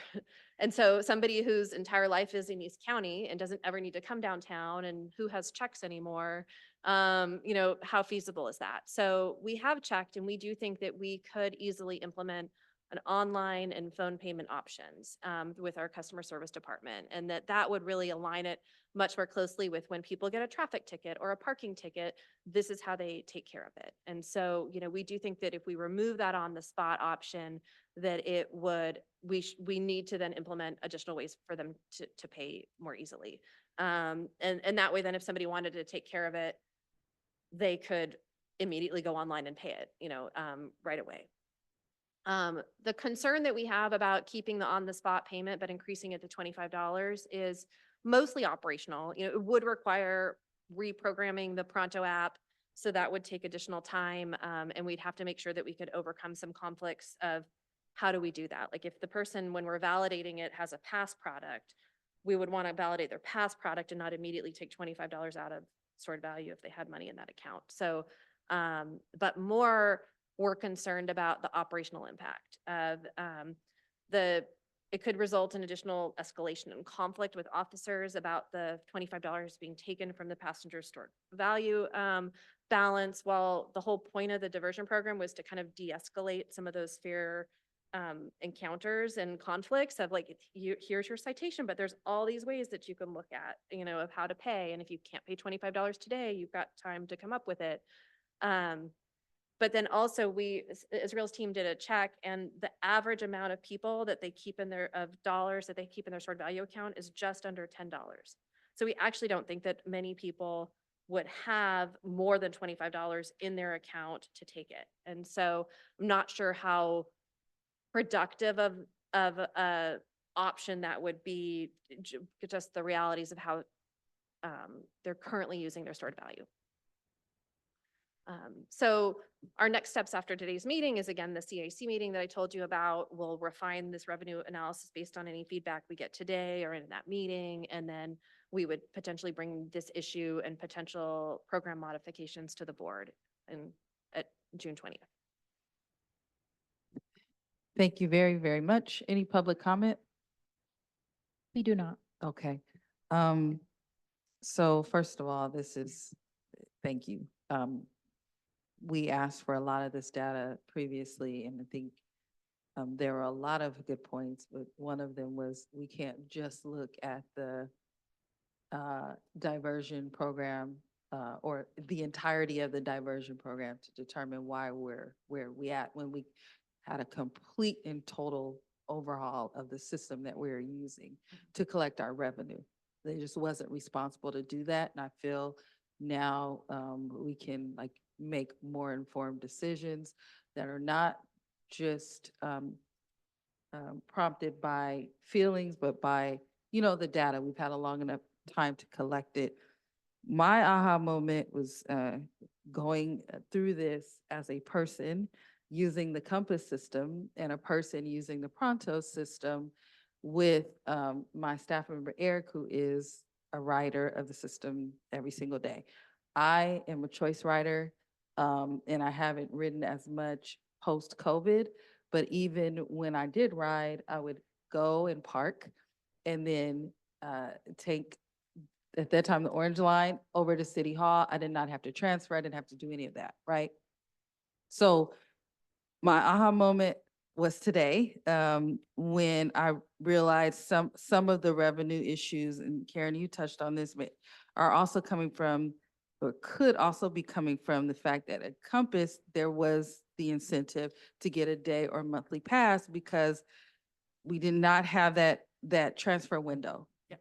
Right now, we have a 2-hour transfer window. And so it was just more expensive to ride. And not only that, I think with the 2-hour transfer system, as you indicated, psychologically, people may be pushing that limit. So there may be a difference of someone getting on the trolley and saying, well, I'm just gonna, run if I see security, as opposed to, okay, I got 10 minutes before my window closes, I'm gonna try to make it. So to me that it equates to the same thing when we look at the data, but the mindset is different. And that tells me that, when we're making our policy decisions, that we can handle them accordingly. So that the comparison of the two systems for me was extremely important because I just was not understanding that before. I think also a question I have about revenue is going from the advanced payment system to the stored value system. How does that also, from an accounting perspective, impact the revenue, the bottom line?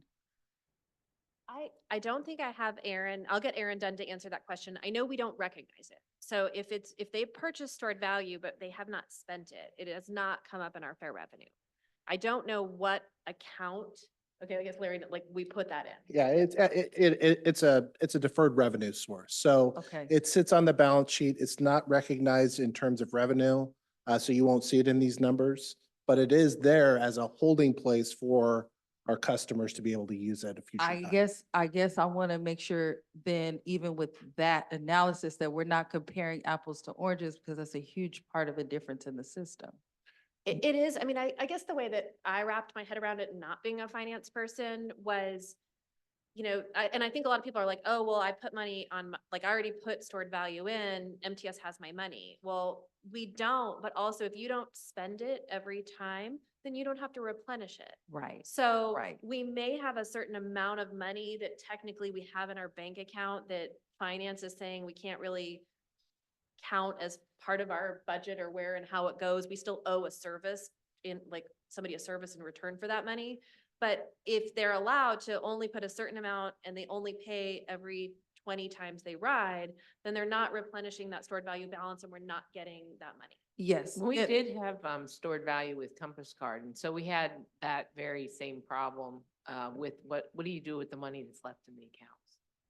Yeah, it just It sits just there rolls waiting over. for him to participate in the tapping process. So I guess there are 3 different discussions, and I'll be brief. There's the revenue discussion, bottom line, how is this just impacting our revenue period? We have the 2-hour transfer that, normally under our last system, we're just not receiving the same amount of money for even legal writing or trips. So there's a revenue discussion and conversation, there's a fare evasion conversation, and then there's a fare box recovery conversation. They all work together, but they're all different considering the fact that we just completely overhauled our revenue system. So that's where I'm just, this is helping me a little bit more understand the difference between all of them, and also understanding, you know, that the on-the-spot payment, how that does, you know, present an issue. We've discussed that plenty of times. But my last question before I go to my colleagues is that having the on-the-spot $25 fine, if we just take the on-the-spot payment away, then what happens to the person? What do we do? So everyone would be part of more a traditional diversion program. So if you didn't have a fare, you would get a citation, but you would get that 4 months to either pay MTS the $25 fine or do your 3 hours of community service. Or if you always could appeal, you know, like I shouldn't have to do that or not. Or if you did nothing, then it would ultimately go to the court. But you know, and so there would be more citations issued because right now nobody, this is my, like, the rule followers are Right. just paying via the buy on the spot option. Understood. And I'm just asking from a practical perspective, when we say we're not recommending the $25. I anticipate with citations, there's still some back and forth, right? There's still a back and forth between the security member that is giving the citation and the person that is receiving it. What is I guess I'm just determining, like, what's the difference between just going straight to a citation or doing the either $25 and if they don't have it, then a citation? I mean, what is the difference? I think that yeah, absolutely a citation will take time, you know, so that will be part of what the operators are doing. I think the more concern is the back and forth. I mean, we'd have to make sure, could the system even tell us that the reason that the stored value didn't go through is they don't have enough money? The concern of, do people really understand them about to take $25 out of your account right now? Do they understand what that process is? Where if you issue a citation with all the information about the diversion program, they have a little bit more ability to understand what's happening than, you know, you just stole $25 from me and now I can't ride home because I don't have that money on my account. I think that's a little bit more, that's a lot more than the $2.50. And so that's what we were concerned about of what that. But I impact also would think, be. so we're still trying to get the open payments done. And we are desperately trying to get that done by Comic-Con. And if we divert our attention to this and have the programmers from Init work on trying to get that $25 pay on the spot, our concern would be that might be a lengthy process and it would divert our attention away from that other effort. So- But timing, I thank you for the explanation, because timing, we can get over that. We can get over timing. We can prioritize operationally. I don't think I would leave an option off the table just because of timing. No, and I wouldn't say that this would be the be all to end all either. Our goal would be to try this new process where we actually give them the option to get into the diversion program and take away the pay on the spot. But in the meantime, try to surface what it would take to get that payment of this higher $25 on the spot. Okay, I'm gonna talk procedure, committee procedure, but I'm gonna turn it over to Member Hall. Thank you. The 25 kind of worries me up front for the exact reasons you were saying. So maybe the diversion plan, where they actually have to pay it within so many days. With the credit cards now, pretty much everybody's going to service charges too. So if it's $25 now, you're $25 plus 3 or 4%. If you're doing it correctly, otherwise you're only getting probably $20 back. And so that's something we'd have to consider too. I guess we're taking credit cards for payment, but I think it'd be easier to have a separate section going online payments that are made that money by credit card or by check or whatever. And then maybe pay the 3 or 4% on top of that. and maybe reduce it to $20 rather than 25. So that may be something to keep in mind just when we're doing it. Yeah, I mean, I think so. I mean, obviously, we're open to whatever the board directs us to do, but for, when people buy their fares, we don't charge the credit card fee back to the customer. We eat that. And our really our We know how goal. much that is? It's right around 3%. Sorry. It's right around 3%. And what's that equal a year? I'd have to get you those stats, I but think you'd be surprised. Yeah. I mean, I guess philosophically, the point of our diversion program, in addition to the civil justice goals that we wanted to gain from that, was to just gain, take away the loopholes and make it more, in people's interest to actually just pay their fare normally and not necessarily see the diversion program as a revenue generator. Ideally, we wouldn't see increased usage over like beyond a normal level, that there'd be a baseline that people only have to go through it once. They don't want to have to pay that $25. And then they would pay their fare like in the future.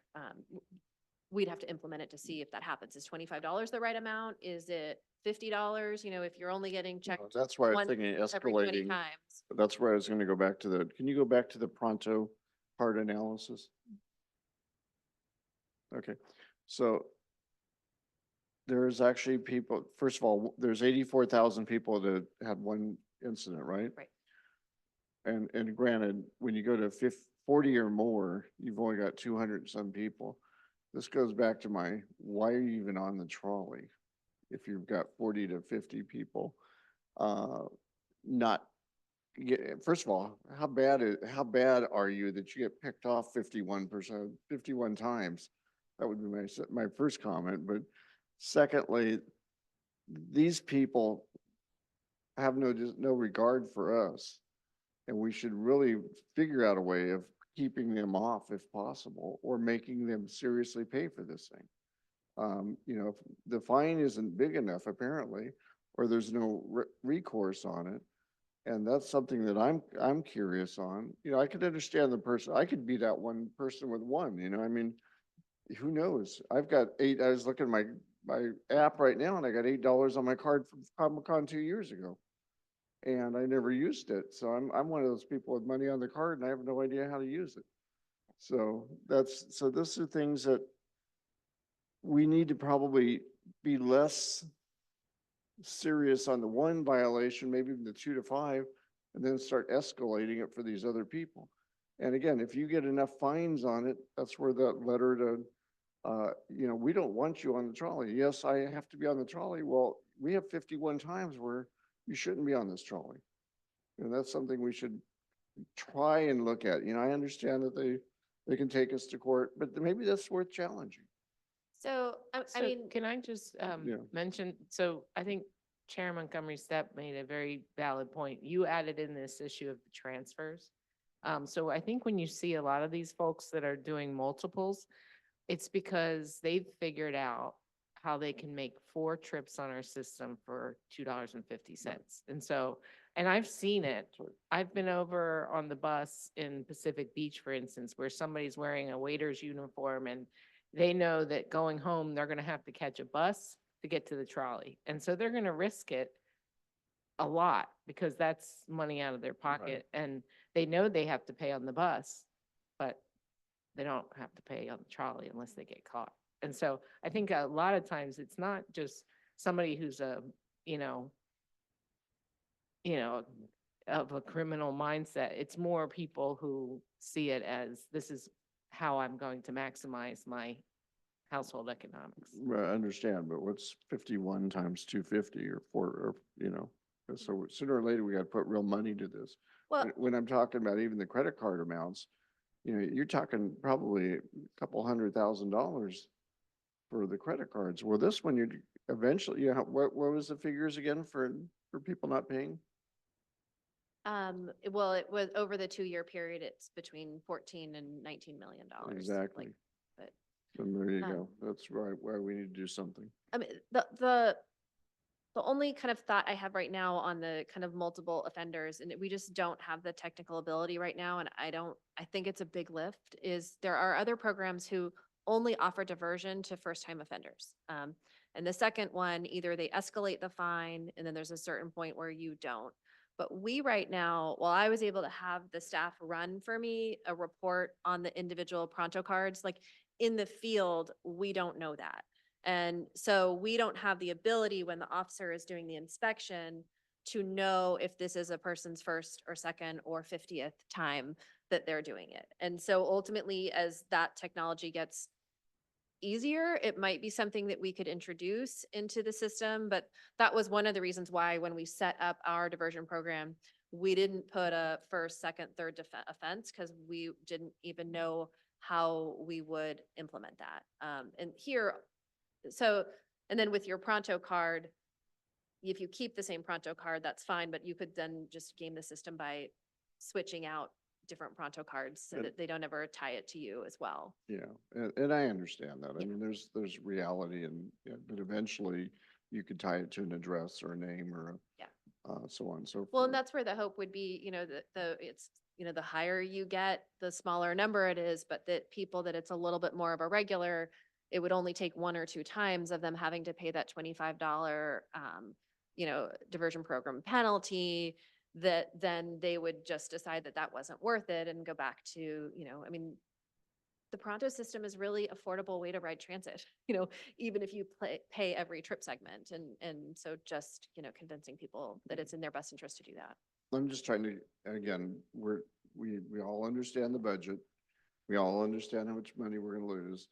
The two kind of equal sooner or later, your budget isn't gonna equal the amount of revenue, and we're gonna have to do that. And so it just comes down to the fact that we have to do something, period. Otherwise, it's gonna be a total chaos in about 2.5 years. So we have to do something now. Thank you. No problem. You're good. Thank you, Member Hall, Member Rodriguez.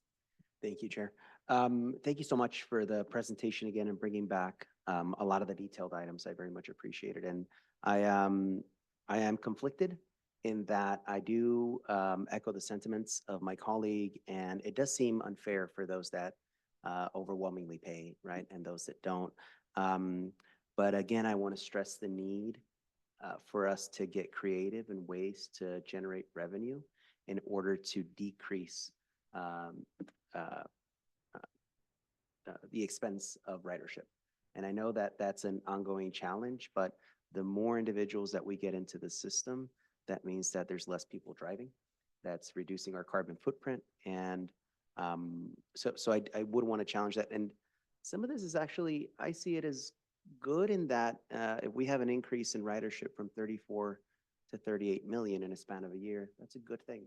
And I understand that some folks may not be paying at the moment, but I again want to encourage us to think of ways to generate revenue in order to make it as accessible as possible for everybody to enjoy.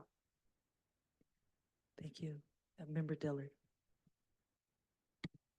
Yes, thank you for the presentation, and I agree with Member Rodriguez in that the good news is that ridership has increased.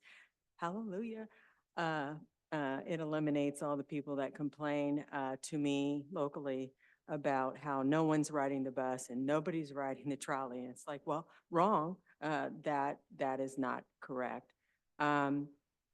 Bad news, the losses are incredible. So that's really, really disappointing. So we obviously have to make some hard decisions.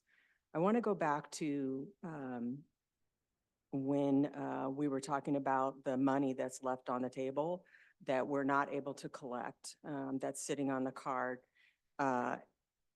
and throwing out a suggestion if you think that this is viable or you already considered it and dismissed it because of something else.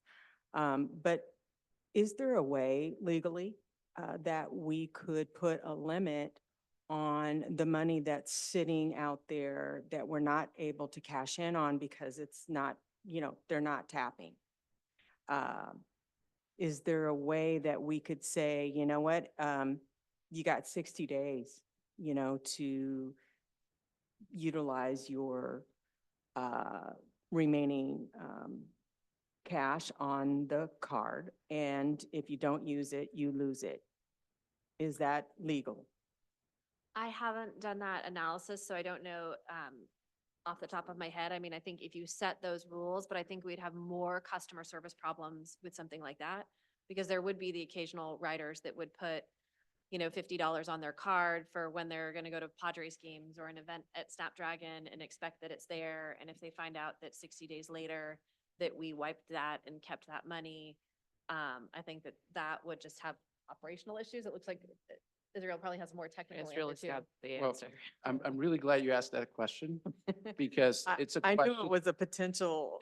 It's a question that every other agency that has large pots of stored value is asking. There are gift card rules, right, in California, but it's not a resolved issue. We're all asking the same question from each other. What are you doing over up north? What are you doing down south? It's a topic that we'll have to discuss not only as a state further, but as a nation as to what to do with some of these funds that go and use, say we have cards that don't have any tap history, over 2 years, but maybe have a few dollars in there. So we're going to need to have some of those discussions. And just to be clear, we do not provide refunds, except in extraordinary situations. And so it's not an issue of us having to give this money back to the person, but we owe them a ride for that money, and so we have to keep that card active and give them that future ride. Well, what if there was a limit on how much you could put on the card? Like if you have customers that are paying for the month, that would be the maximum that they could put on the card. So if they didn't utilize it, then you could tell them that they have, like I said, 60 days. And it could be any number of days, but what I'm trying to get at is there a happy medium? Possibly. And we actually do have a limit of $300 per account. It's just what do you do with the sitting balances that go unused for so long? Well, I just think that $300 is a lot. But if someone, what's the monthly fee for the Pronto? Excuse me, there's no monthly. Okay, so they don't get a benefit or discount to pay more. So I don't know, maybe there's a calculation with even that. If it costs us, $70 to ride all month, that would be the cap. Yeah. And if they didn't use it, then they would lose it within 60 days or 90 days. Something that, where you're bringing that dollar down as to how much they can dump on it, because the goal is to force them to use it. I don't know. Yeah, I think maybe what I could do between now and the next time we discuss this would be to talk with finance and get a slide or a presentation on what that stored value deferred income is. What is the amount and what do we do with it? Because I'm not sure that would help our evasion rate. I think it just Yeah, is, I don't know. is the trolley revenue that we're recording, how does that get into context with the That's the pot of question. stored value money we have? And what Yeah. does that mean, So we can work on that because I don't know the answers to that. I need the finance people to explain it. It sounds like we have a lot of different issues to resolve to, change the losses. And I'm just concerned about that maybe we need to divide it up and then come up with solutions and make sure that we're legal, that it makes sense, and that we've covered all of the negative impact that it might have, and try to define them one at a time, because it's like there's a lot of ways that we, maybe it'll be easier for some on those hurdles, but then bigger hurdles where it's much more difficult.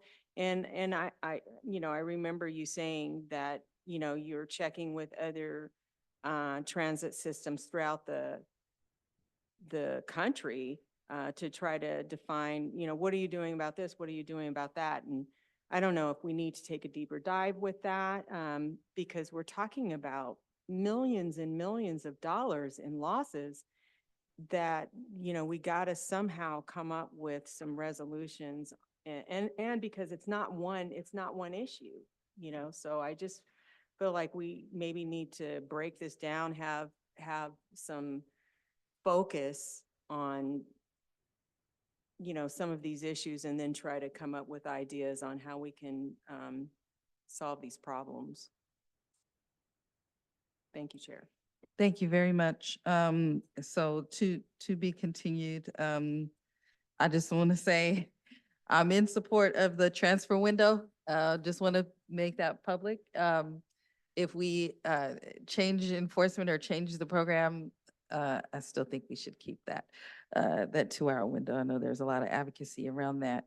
But I understand that, we need to make some changes. I'm glad that we can't pinpoint it all on one thing, that there's like the perfect storm of a lot of different things, and we have to go through them and determine the best policy decisions, acknowledging that maybe, some components of the program may not be working right now, right? So Yeah. I think the $25 is like an on-the-spot citation, just for the record too.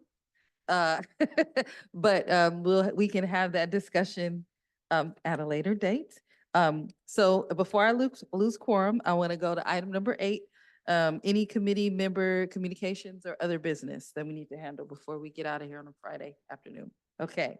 All right. Well, thank you so much to our committee members. Our next meeting date is Friday, September 20th at 1:30 p.m. We are adjourned. Thank you.